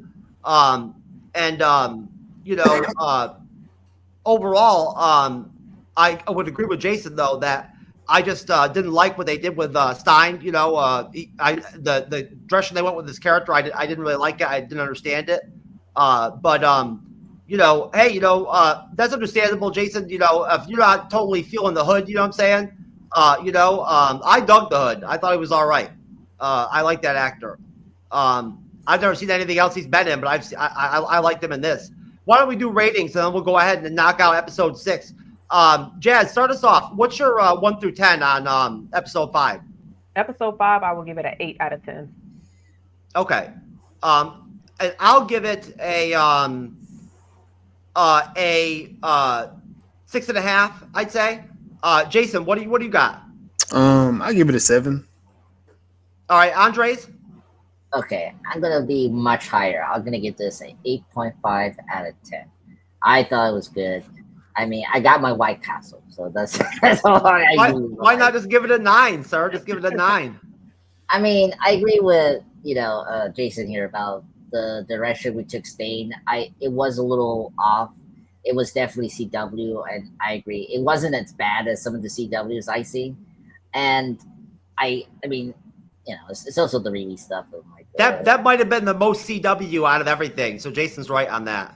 Yeah, so that I cannot go really high. So it's 8.5 out of 10. Okay, sir, that's pretty high. Cyber, what do you got, sir? I give it a 9. Oh my God, Cyber, from a 5 to a 9. Look at that shift, folks. Yeah, yeah. Wow, got some. That's a big jump. You know, all right, Cyber, most definitely. All right, guys, great job hanging in with me. I appreciate it. I am trying my best to steer us through this motherfucker so we can, you know, move on with our evenings and do things like eat and, you know, sleep and get high or whatever, you know, whatever y'all do. You know, hang out with your AI companion or whatever, you know, whatever you do. So real quick though, before we do episode 6, I just wanted to ask you guys, you know, where's everybody at with the MCU right now? You know, overall, like, you know, current day, you know what I mean? Like going into Fantastic Four, you know, after phase 4, phase 5, everything, you know, kind of like, where's everybody feeling about the MCU kind of right now, you know? And since you guys are guests, you know, this evening for the first time, I'll start with you, Jason. I'm enjoying it. I know people are, you know, upset it feels woke. But I feel like they're just making regular for me, it feels as if they're just doing regular movies, but they're have a comic book element to them. Just like with Thunderbolts. That was just a story about people who didn't belong that began to belong. This story is about a kid who's in grief, who's still grieving, who's angry, and you see how she goes into it. Is, you know, no difference from the beginning, but now we're getting the story. Now we're getting those traumatic stories, not necessarily based on how the world changed, but it was a little bit different when Tony, Captain America, and them became heroes versus how the kids now are becoming heroes, or what they're, when they're following the things that they like. And it's just one of those pipe dreams. Like, imagine you watching TV and it's a real thing that you could become Captain America, or it's a real thing you could become a Tony Stark. And if you could do it, would you or could you? You're right, sir. I don't mean to cut you off, but there's a sense now in the MCU, and you can tell that like the characters that we have now like look up to like those original Avengers characters. Yeah. So if you had that you can look up to, and then you could create or make something that fits that, would you or could you? And like Riri said, if I make one of the best suits, because people make them all the time, if I make the best one, I'll stick out amongst the people in this field. So yeah, I'm enjoying personally. I think Echo, Secret Invasion, Secret Invasion. Were still, I think those were step backs for me. But yeah, I really thoroughly, like I said, enjoyed this series. Like Guardians, Thunderbolts, I enjoyed those. Secret Invasion was so outstanding that Cyber skipped the finale. And took that night off. You know what I'm saying? That was a good call. Yeah, the finale of that one. he watched that finale. He was like, I don't even want to do that fucking recap of that shit. So he was like, fuck it, right, Cyber?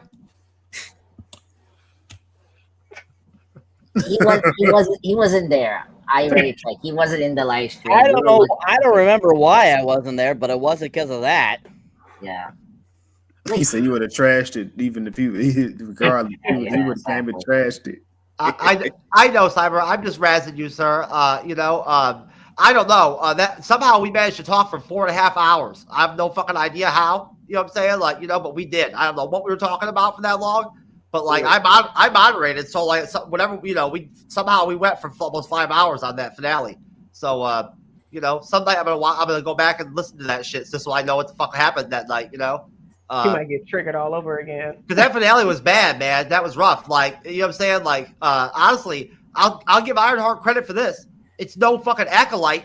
You know what I'm saying? Yeah. It ain't no Acolyte. You didn't like that series?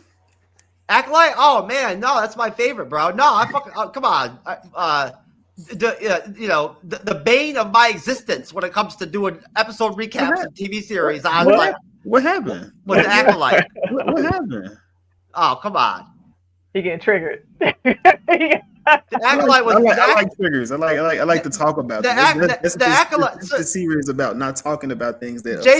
Jason, I speak for Cyber, Andres, and myself when I say that the Acolyte was fucking dismal, and the experience of like coming in every week to like talk about the show, it just got worse and worse. Like it got to the point where you didn't want to watch it. You know what I'm saying? Like you knew that you were gonna have to watch it to like do the recap that week. And you didn't want to watch it. Oh man, I hate you had that terrible experience, man. Yeah, I mean, I just did not like it at all, sir. I thought it was really fucking bad. I mean, I don't think I need to go around and ask Andres and Cyber about that one. That's a pretty, universal. It was. I mean, I seen them, man. Y'all are brutal over there in that Star Wars universe, man. I hate to be over there because I be pulling up blasters, going to houses and wrecking shop. We're dropping 9s and 10s and shit on Andor episodes, man. You know what I'm saying? We're still doing them. We didn't do them 3 at a time. We're doing them we did them 1 at a time. So we're still doing Andor. We're loving it. Got episodes 10 and 11 to do on fucking Friday. Can't wait. I think Cyber's moderating. I'm not even sure. We're doing 2 episodes. That'll be fun. That's fun. Yeah, it will be very enjoyable. I like me some Andor. Anyways, back to the MCU. Jazz, where are you at with the MCU? It was a few things that were shaky, but I don't think within this past phase that just ended, there was anything that I absolutely hated. There were some things where I'm just like, okay, I feel like they dropped the ball a little bit, but I've been enjoying it. I'm excited to see where they go in the next phase and to see what's coming. So Thunderbolts, that didn't grab me as much as probably others. But Daredevil, I definitely excited to see season 2 for that. And so.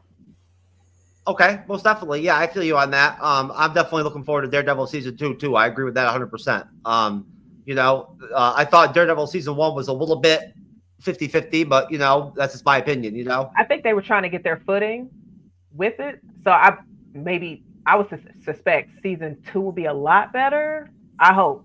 But they brought Kristen Ritter back, you know what I'm saying, you know, for season 2, you know what I'm saying? So she should be a good addition to the show, you know, and it just you know, it's hard to compete with the Netflix version of Daredevil at the end of the day, you know. Yeah. But Cyber, sir, what are your thoughts about the current state of the MCU? We haven't had that conversation in a long time. I'd actually like to hear what you have to say about that. I mean, pretty much at this state, you know, with how the last 5 years have gone since Endgame, you know, there's a lot that is desired and there's a lot that's undesired. And basically, you know, this last phase here, you know, basically has kind of been up and down. You know, Captain America Brave New World was okay. I didn't mind it. I thought it was pretty good. You know, Thunderbolts was really done well. I thought I really enjoyed that. Fantastic Four, I am very, very, very, very have very low expectations for it, especially from a lot of the stuff I've seen in the trailers. You know, I mean, I'm hoping it's better than it looks, but you know, it just is one of those things that, you know, with how bad the 2015 one was, you know, I don't have a lot of hopes for it, especially with everything that they've inserted into the MCU over the last 5 years. You know, I think that, you know, since Endgame, we've had some good films, like The Marvels I thought was decent. I thought Shang-Chi was phenomenal. You know, The Eternals was okay, you know, and so forth. But for the most part, I you know, until we get more things like the Thunderbolts, more films like that, you know, I'm still on the, you know, pretty much on the line for, you know, getting the MCU back to where it should be, which was the high level at Endgame. Question. Question. Sorry to cut you off. What was it about Thunderbolts that stuck out to you? Just curious. Bringing back characters that they really took the time to emphasize and give more meaning to the characters. For example, Ghost, I absolutely hated in Ant-Man and the Wasp. I thought she was a worthless character. I thought that she did a horrible job in the film. And I think John Kamen is not that bad of an actress. I loved her in Ready Player One. And I just thought that her portrayal of Ghost in that film just wasn't up to par. Then she comes into Thunderbolts and re-images her whole character and blows me away. Same thing with John Walker. I didn't mind, you know, John Walker in Falcon and Winter Soldier show. I thought he was decent. I thought he did a good job. But once again, he did a phenomenal job with Thunderbolts that emphasized and regrouped that character, gave you more depth to the character that I wish they had done in Falcon and Winter Soldier. And just I feel that ensemble cast, I mean, David Harbour as Red Guardian is one of the all-time favorite characters of the last 5, you know, years that they've put out the MCU. He is absolutely fantastic, that character. Florence Pugh as Yelena has been fantastic. She's been a great new Black Widow type of character, and I think she did a great job of taking the mantle from Scarlett Johansson. And just that whole ensemble cast just was a fantastic group of people that they put together, and they made a fun, fantastic film. You know, Julie Louis-Dreyfus as Valentina was fantastic as well. And I just like the whole thought and scope of what the Thunderbolts was, is kind of reintroducing the characters, letting you know that they're going to be kind of the new A-team, and, you know, that's where they were really going with it. And I thought that was really smart. I thought that showed that the MCU is trying to get back to those original roots of what made Iron Man 2 so great, what made the first Avengers so great, you know, and I felt that in the Thunderbolts. So that's why I have high hopes, and why I like the Thunderbolts so much out of all the films in recent years, is because it had that feeling again. And I'm hoping that, you know, Fantastic Four will bring that too, but I don't see it being that, especially with a lot of the people that are in it just are not aching towards that type of MCU. So, yeah, Thunderbolts, I think, was a really great stepping stone into the MCU again. All right. Andres, same question, sir. Yeah, this last phase 5, have been my least favorite of the phases. I just, I've been talking in the chat. I just think it's just in general bad writing and bad direction to these projects that didn't work. Like we just brought up Captain America 4. Sadly, the Marvels. I mean, the Marvels is better than the first movie, but it's very compromised project. I mean, we were all aware about the reshoots they had, and same thing with M3. That was really bad.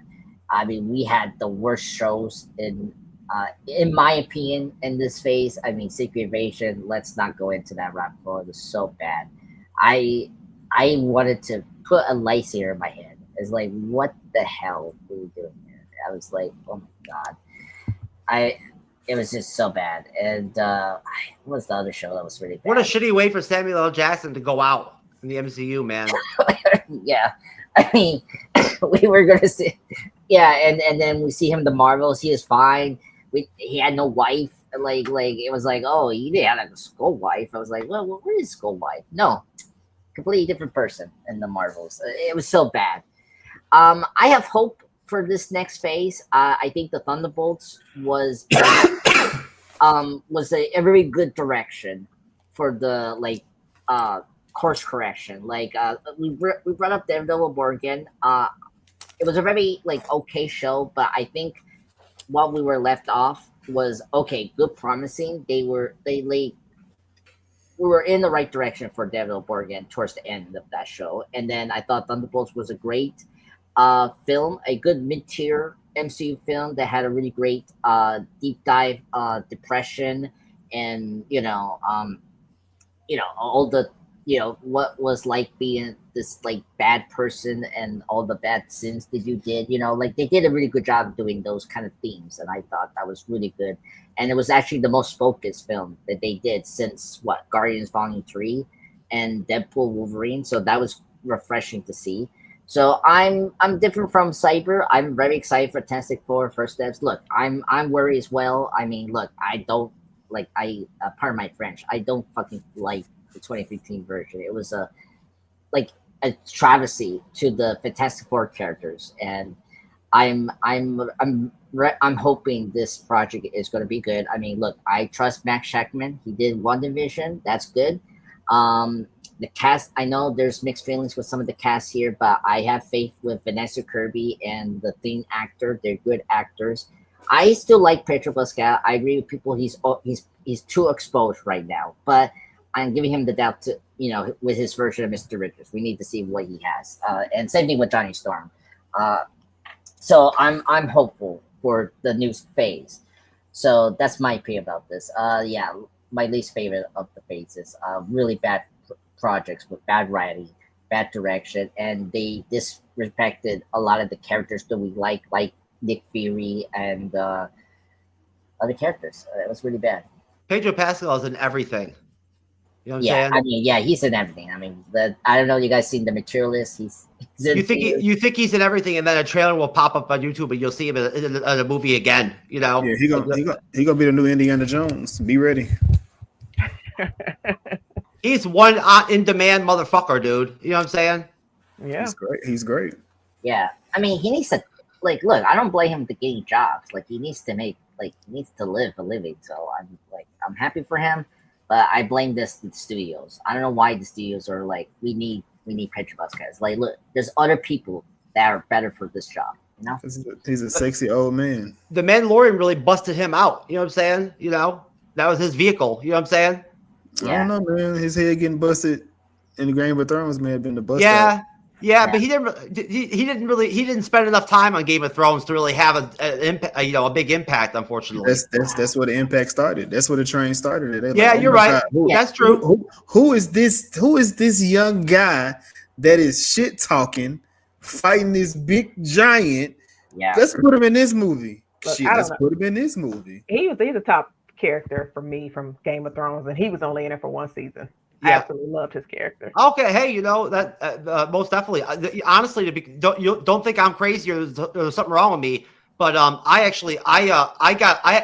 had a traumatic brain injury when Game of Thrones came out. I watched the first season, and then I had my traumatic brain injury, and I didn't really watch television for 3 years. So I fell off with the show, you know, and I actually never watched Game of Thrones all the way through, and I've never gone back and watched it. You know what I'm saying? I've just seen tons of, you know, big scenes and big episodes, you know, big episodes on YouTube, you know, so I know what happened and everything, you know what I'm saying, but I've never watched it, you know. I would have, you know what I mean, but unfortunately, like I said, you know, I had that brain injury, so you know, eventually I'll go back and watch it. You know, I'll tell you what, I have seen that the Long Night episode, you know, where they fight the dead, you know, or whatever. That is fucking epic, man. Yeah, epic, epic. You know, and Game of Thrones didn't cost $275 million to produce. You know what I'm saying? You know, not even close. You know, so you know, hats off to HBO. But all right, so back to my favorite MCU character tonight, Ironheart, and episode 6. We finally get to talk about Mephisto. You know, since you know, after WandaVision, so many years later, here we are, folks. You know, we started with WandaVision, me and Cyber, you know, and the Bleeding Edge with WandaVision, and you know, talking about Mephisto, thinking Mephisto was going to pop up in like the next episode every week, you know. And it never happened. And here we are, fucking many years later. And the motherfucker finally decided to pop up. Mm-hmm. The MCU finally delivered. All right, so episode 6 is The Past is the Past. Probably the best episode title of any of the episodes. And it is directed by Angela Barnes and written by Chinaka Hodge. It's and the plot summary says years before Robbins attempted to rob his father's mansion with John before escaping and splitting up, where he meets a hooded figure. The man assures Robbins, who is of course Mephisto, that he can help him achieve his desire for power, respect, and wealth for himself. And Robbins accepts the deal and becomes the Hood. And obviously a lot more happens, you know, than that, you know, in these scenes. You guys can obviously, you know, voice on that. But you know, really great, you know, introduction of Mephisto. You know who the fuck he is. Everyone does. You know, everyone knew before the series, you know, before the show even came out, that we were going to see him. You know, and who was going to play him. So, in the present, Robin stands as the head of his family's business and mansion, although he only has controlled Zeke as a companion. Unable to recreate Natalie, Riri resists her family and friends' advice and goes to Robbins to find answers through his hood. And I will stop there. And I will go to Andres first, sir. What are your thoughts on that first half of the finale, episode 6?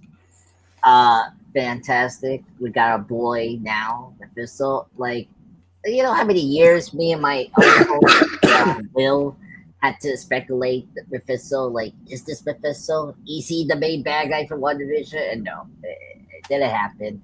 And then, of course, Alika last year mentioned our boy, Mephisto. I was like, oh, maybe he could be in that show. You know, no. And then it's fine. Like, when we heard he was going to be in the show, I was like, what the fuck? Ironheart show? I was like, well, okay. And wow, it totally blew my expectation. I love Sacha Baron Cohen, great comedic actor. If you've seen his work, you know, of course, Borat. Him being a pick at Mephisto was kind of weird, but seeing this opening, like, first off, they nailed the horror aspect, which is very important. Like, this character is a horror character, you know, especially like he's connected to Ghost Rider. You need to nail that, like, dark and like dramatic, like atmosphere and tone, and they nailed that in that scene when he's talking to, you know, the Hood in that pizzeria, and, you know, making that deal is like, it was directly like from like a horror movie, from a Conjuring movie, whatever you wanted to think, you know. It was like perfectly well directed. I mean, when it was so creepy to hear, like when he did the snap, making those, like, I don't know, family quiet, that was really creepy. I was like, whoa. And yeah, he had his funny moments, you know, like it was like a Beetlejuice kind of thing where it's like, you know, it's like, okay, you're wasting my time, let me go. And, you know, and like, of course, poor Hood, you know, got like, you know, it's like, wait, I really want to be greedy and like rich and all that, like such good stuff in writing. I thought this section really got me hooked for the finale, and then that for me is like, okay, they're sticking the landing for this finale, which is good, because none of the Disney Plus shows do like stick the landing at all. And this was like, wow, really shocking. And yeah, and I like the payoff that we went back to the mansion burglary from was it episode 5, because we didn't see half that story, and it was good that we paid that off here. So that was really good. So overall, great opening. I love it. It was great to see Mephisto finally. We don't yet get his name yet. I like that build up because like I was like, okay, they're gonna build up that name reveal, and they delivered that very well towards the end. We get into it, but yeah, great opening. Love it. Got me into the episode right away. Okay, thank you, Andres. Jason. Yeah, we get into the first half of the episode. I appreciated them, finally closing out the Hood's the backstory that he had. What else is happening up in? Oh crap! I lost my train of thought. Well, you had the big meeting with Mephisto and the Hood for the first time, Mephisto. How can I forget? So a lot of people are asking, why he didn't show up in the magic shows, right? You think it makes a lot of sense in those shows, but I look at it like a situation of if he's coming in, it's just like if we know what Brand New Day, whichever one of them, there's like 3 of them, but one of them, he's a part of that actual storyline with Peter Parker. But in this, it makes a lot of sense of him coming and being introduced in this show, because you have a lot of different people doing things that they shouldn't be doing.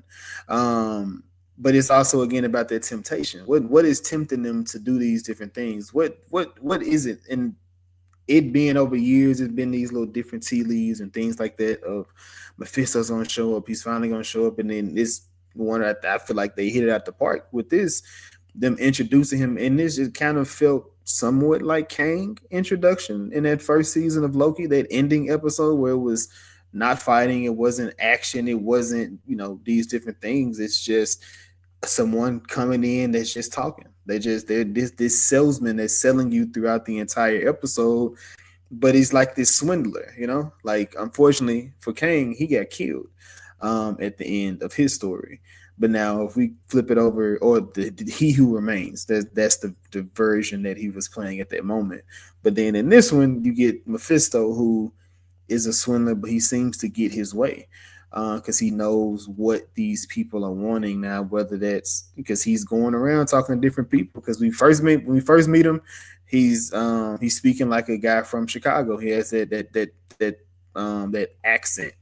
But then when he comes back and he talks to the Hood, he's speaking. I think it was like he's speaking like Italian. I feel like he was speaking when he came back. So just saying so his reach is everywhere. It's not just in one spot. So seeing him doing that and him being able to reach out to the people that he's reaching out to, it just goes to show just how big and how powerful he is. And I'm pretty sure they'll play with this character a bit more in the future. So it'll be interesting to see what all they do with him. But yeah, I thoroughly enjoy the Mephisto character. Okay.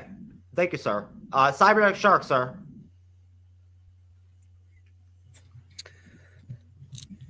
So, we finally get the greatest character of all time, Mephisto, finally. We finally get Sacha Baron Cohen. We get the beginning intro showing who gives the Hood to the Hood. We get this great fun section that is so entertaining and badass. I think it's absolutely on point. Of course, we later on we get more of Sacha Baron Cohen, but this first half of the section of this episode is just phenomenal. I just was so happy to finally see them actually pull through and put something in that everyone's been asking for. They give it to us finally. I mean, I think that we got a interesting take on Mephisto too, because of course we get him more in a human form versus his natural look, which we've seen in the comics. And so, it'll be interesting to see later on when he's in other things if we get more of a traditional look. But of course, what we get, I think, is done well. I think it fits Sacha Baron Cohen well, and also I think it's a great rendition of who Mephisto is. And the fact that, he's like, I just want something that, you won't miss at all, is absolutely fantastic. Exactly something the devil would tell you or say that you don't need and would want. And it's so well played out. I think it's absolutely fantastic. Hands down. I was literally like, woohoo, yay! And, of course, later on, even more that, but this beginning here, I was just really excited out. I love seeing kind of the Hood's kind of origin there, finally getting a little bit more insight into who, why he is how he is, kind of the slow destruction of his, skin with these weird designs growing on him, which, they made a very good point in the previous episode when they talk about, a character that we know from Doctor Strange, the first film, who starts having these weird things around his eyes because he becomes a part of Dormammu's, basically plan. And so we kind of get that thought process, like, oh, it's kind of the similar thing going on here. So I think that was done really well as well. Leading up to our halfway point, I think that, it just a really solid episode. We get to see a lot of great things. We get to see a lot of great action. And as the episode unfolds, it just is really well constructed, really well done. I really enjoyed it. And, we get to see the suit in action, the new Ironheart suit. And we get to just see kind of the destruction of the Hood kind of here. We get that scene with him and his father. And, I think that that whole sequence, it really shows you, like, really what the Hood is about. Like, you can see that he's still just a kid who wants to feel loved. And that's kind of, why he just wants all this power, is because he feels if he gets all that power, somebody will love him. They won't cast him out like his father did. So I think that that's your traditional story sounding arc of, a son and his father relationship type of deal. And I think that they did a good job with that, giving us that kind of similar type of comic book type of roulette, I would call it. But yeah, really solid section. First half, I loved it. Love the introduction to Sacha Baron Cohen, and can't wait to talk about the finale. All right. Jazz, please. I definitely love the introduction to Mephisto, excuse me. It was very menacing, and he just seemed like he was just giving sarcasm when he was talking to Parker, and also flirtatious energy, because he would say, oh, look at that beautiful face, that nice looking face, while they're at the diner. And then when he snapped to show his power to Parker with the family. And so he was just manipulating him, and because he knew what Parker wanted. And so just seeing a villain like that, definitely appreciate it, because where you don't need that aggression, but more of a calm energy, kind of like Jason, like you said, when they introduced Kang. And with Parker, as you see further down the line, with him wanting that power, he initially wanted family. That's what he was missing. And he thought that spot, that emptiness in him, power could fill that void, but it was actually family, what she had with his gang, but he pushed them away because of Mephisto, and the power just consumed him. So the character development from him, where he started at the beginning of this series, definitely changed towards the end. So. Okay.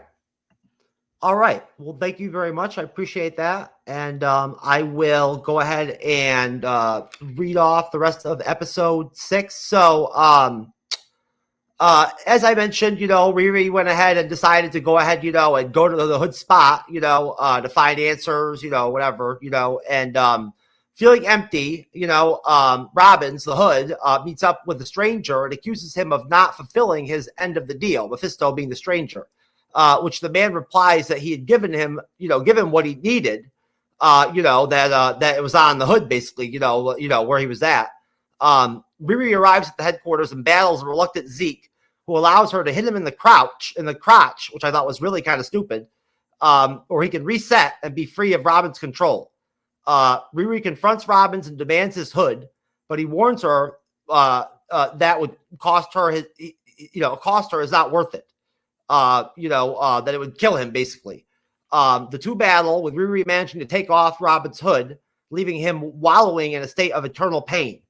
As she's about to leave, Riri meets the stranger, Mephisto. The man introduces himself as Mephisto. Having observed her, Mephisto offers to revive Natalie with the same deal he offered the hood. And Riri agrees, selling her soul to the devil. At her garage, Riri sees the revived Natalie and hugs her as the marks of Mephisto spread across Riri's skin. In a mid-credit scene, Robbins asks Zelma for Supreme-like help. And that is the end of episode 6. I will go to you, Jason, first, and get your thoughts, sir, on that second half of episode 6.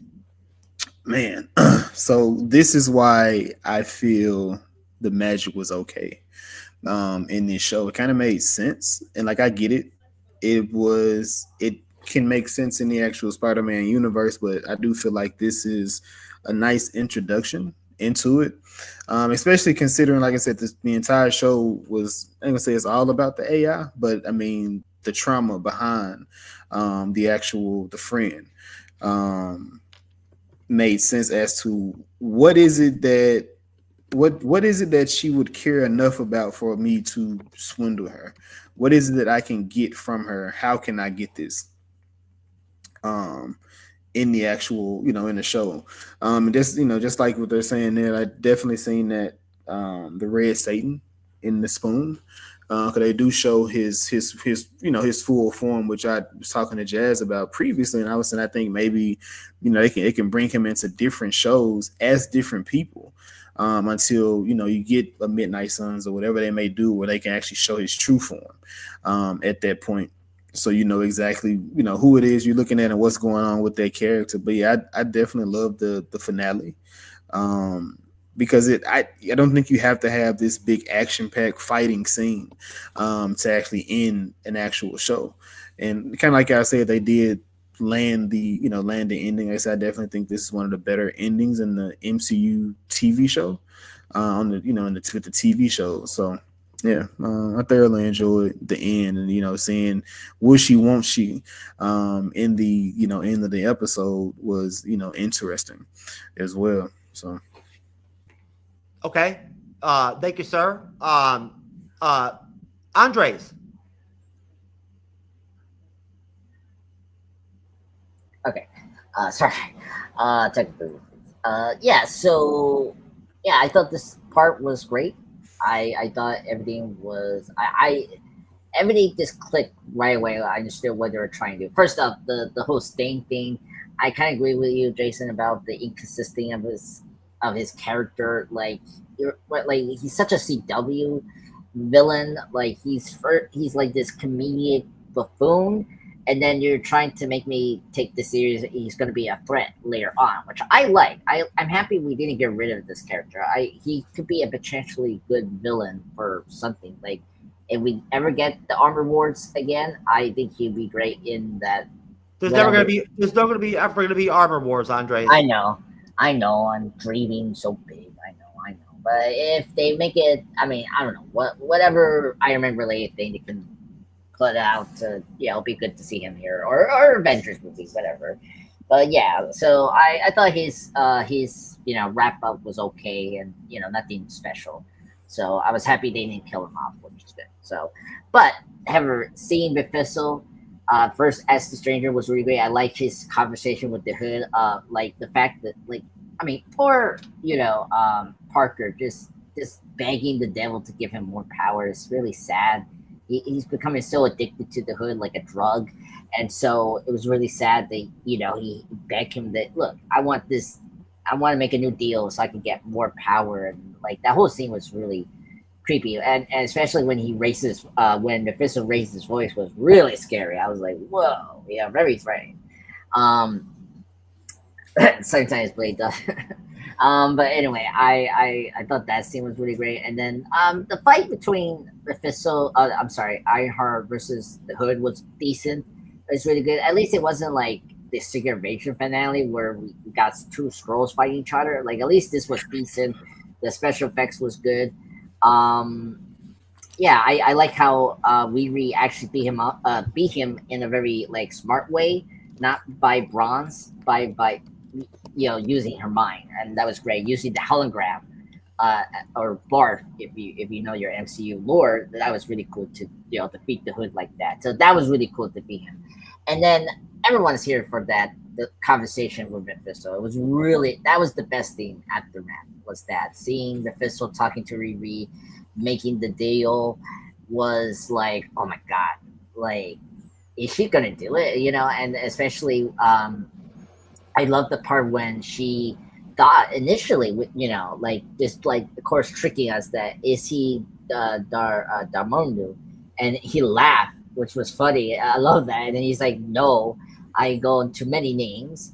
And when he dropped Mephisto, I was like, oh my god! In his devil voice, it was like, oh, that was so cool. Great reveal, great payoff, and I just like that scene was so great. And just that whole scene of him making the deal with Riri, like, look, I can get Natalie back, for real, and what I mean.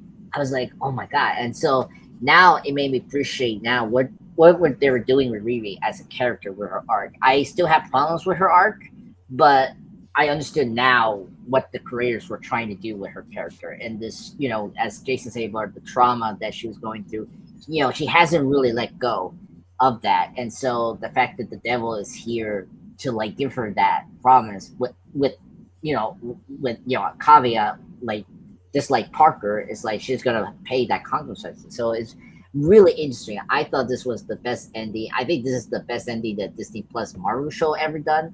Maybe after the first season of Loki. I know a lot of people are a little down with that season because of the introduction of Who Remains. I like that because I like how they introduced that character. And same thing here. I thought this was much better than what they did in Loki season 1, because this was like, at least they chopped up, like, okay, a little action, a little conversation, a little action, and then we got the big twist. And that was the thing I liked about it. It was a twist. Like, it was like a Twilight Zone. It's like, is she gonna do it? And then like we'll put back from the conversation, and like we'll go back to when she was talking to Natalie in the garage, and then when we ended where we did and we saw the scar coming, I was like, oh my god, it was like a Twilight Zone ending. If you guys seen the classic show from the 60s, or the new one from Jordan Peele, like that was an awesome ending. Never respect that. And just wrapping up, the big credit scene was like, okay. I was like, I was happy to see the witch girl. I like her. I was very happy we saw her again. But that's another thing we didn't discuss our opinion on the faces. I don't like we did that, because you cannot promise us that like post credit scene, because we don't know where we're gonna see these characters again. I kind of wish we didn't have any post credit scene, because now like, I'm excited to see these. I'm excited to see again the Hood. I really want to see that Hood again. I want to see Mephisto again. But now you did this mid credit scene. It's like, oh my god, because it's the same thing with Hercules, the Clea post credit from Doctor Strange 2, and they have not paid the post credit scene, except for Thunderbolt, because we're getting Fantastic Four this month. But like the rest of Phase 4 and 5 post credit scene has been meaningless. So I'm very worried about this post credit scene, that we're not gonna pay off, and that's sad, because I like the Hood, and and I was checking. Apparently, we're supposed to do a special presentation for the character Mephisto, and I kind of hoping they can do that. Like, we're getting the Punisher one. I hope we get another one for Mephisto, and like at least pay off the Hood and all that. So aesthetically, I love this finale. It stick the landing. That's good, because a lot of shows don't do that.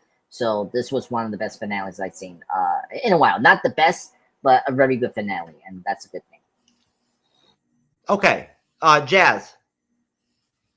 I would say I definitely like this ending of this finale. I enjoyed the fight between Riri and Parker. I thought it was very interesting when you saw him kind of tap in deep into like he was turning into a demon during that fight.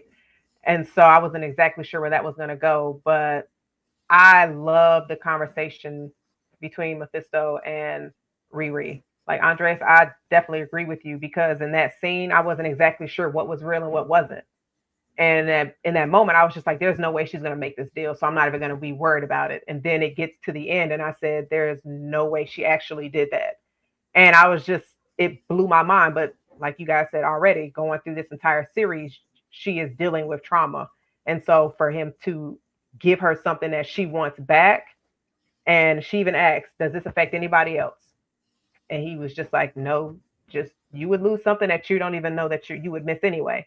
And so with her making that deal, I was shocked. I was a bit upset. I was like, oh, this is a really mean cliffhanger, but I'm a fan of cliffhanger, so I'm not going to complain too much. But hopefully we do not go too long without seeing Riri come back. But yeah, I definitely enjoy how this ended. So. Okay. All right, Cyberneticshark, so wrap us up.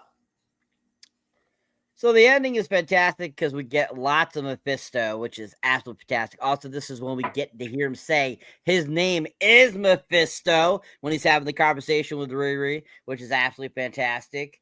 When he goes and sees the hood briefly, I love that sequence. I thought it was really fun too as well.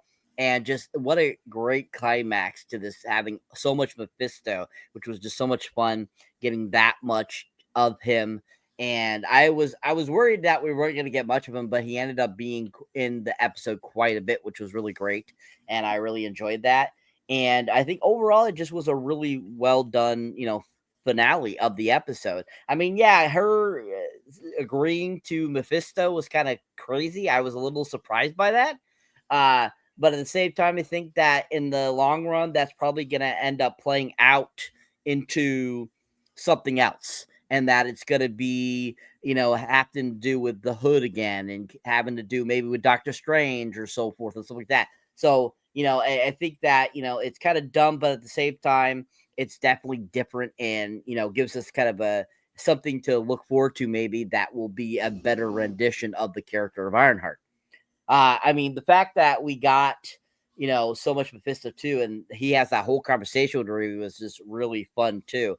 And I think it just really works well for the end of this episode, giving a great ending to this episode as well.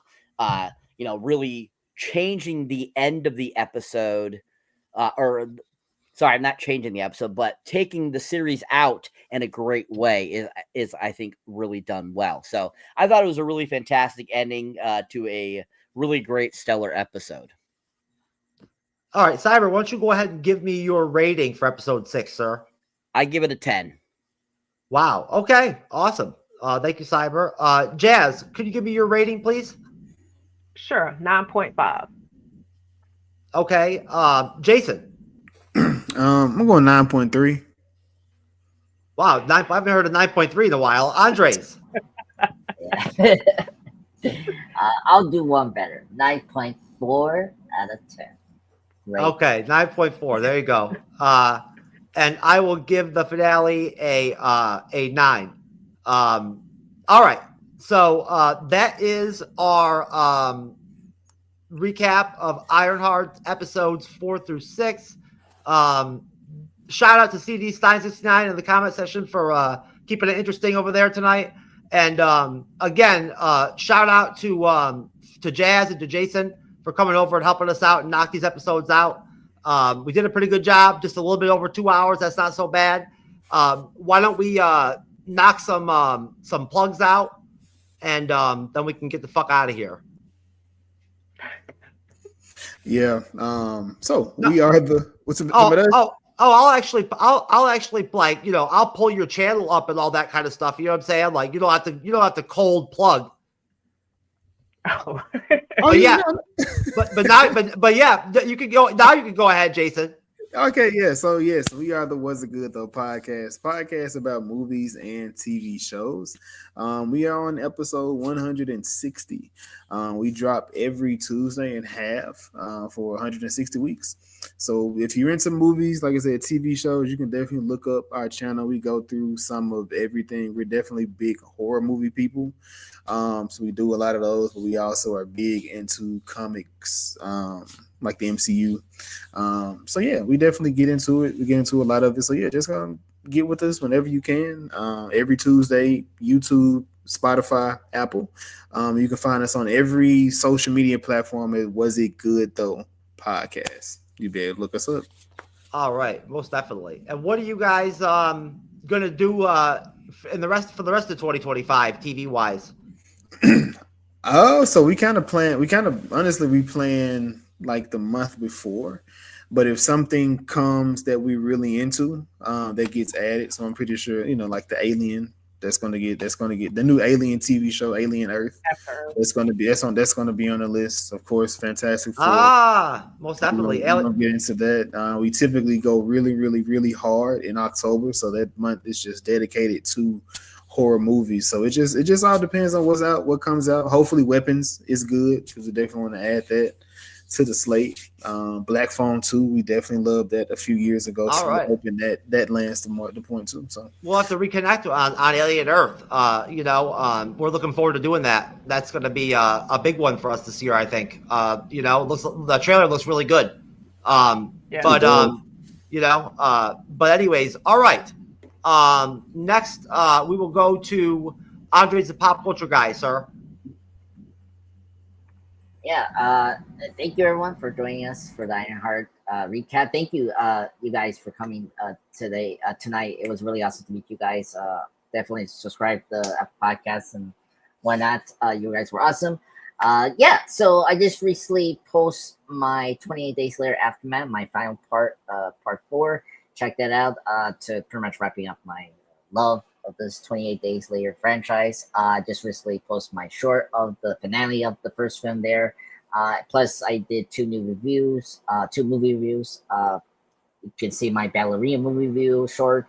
And of course, I did the Unforgiven short review as well because me and Jeff, thank you, Jeff, for coming last Sunday to do Unforgiven live stream review. You can check that out. I just recently post the Draws 50th anniversary live stream up because I totally forgot this year is his 50th anniversary. So you see right there, I need to talk to Jeff if this Sunday is be good. So we will have that and 2 mystery live stream reviews because we not only have Fantastic Four coming out this year. I don't know, we're going to review that over here or maybe over my channel. We'll see. Why'd you what happened, sir? You scheduled you didn't skip us the Sunday like usual for the live stream. You're doing it the Sunday after. I'll explain that because I'm going somewhere during that between week, and I don't know if I will be making it or not. But okay. I'm just leaving like that now. And then also Superman's coming out. I'm very excited for Superman. I'm a DC guy, and I don't know if me and Jeff are going to review it on the Monday Report or over my channel. We'll see. I need to talk to him. Yeah, so that's where I'm at. Thank you, everyone. It was a blast time. It was awesome. I got my White Castle pizza. I totally forgot. We had pizza. That was the other thing. I got the 9.4 out of 10 because there was pizza in this episode. All right, sir. I don't know if White Castle actually has pizza, to be honest with you, but most definitely. Oh, no. I'm sorry. I'm not. Let me before we leave. Let me explain this. I know White Castle doesn't have pizza, folks. I'm talking about we had pizza in the finale of Ironheart episode 6. Let me say that. I know separate things. That's all. Okay, sir. All right. Cyberneticshark, sir. Do your plug, sir.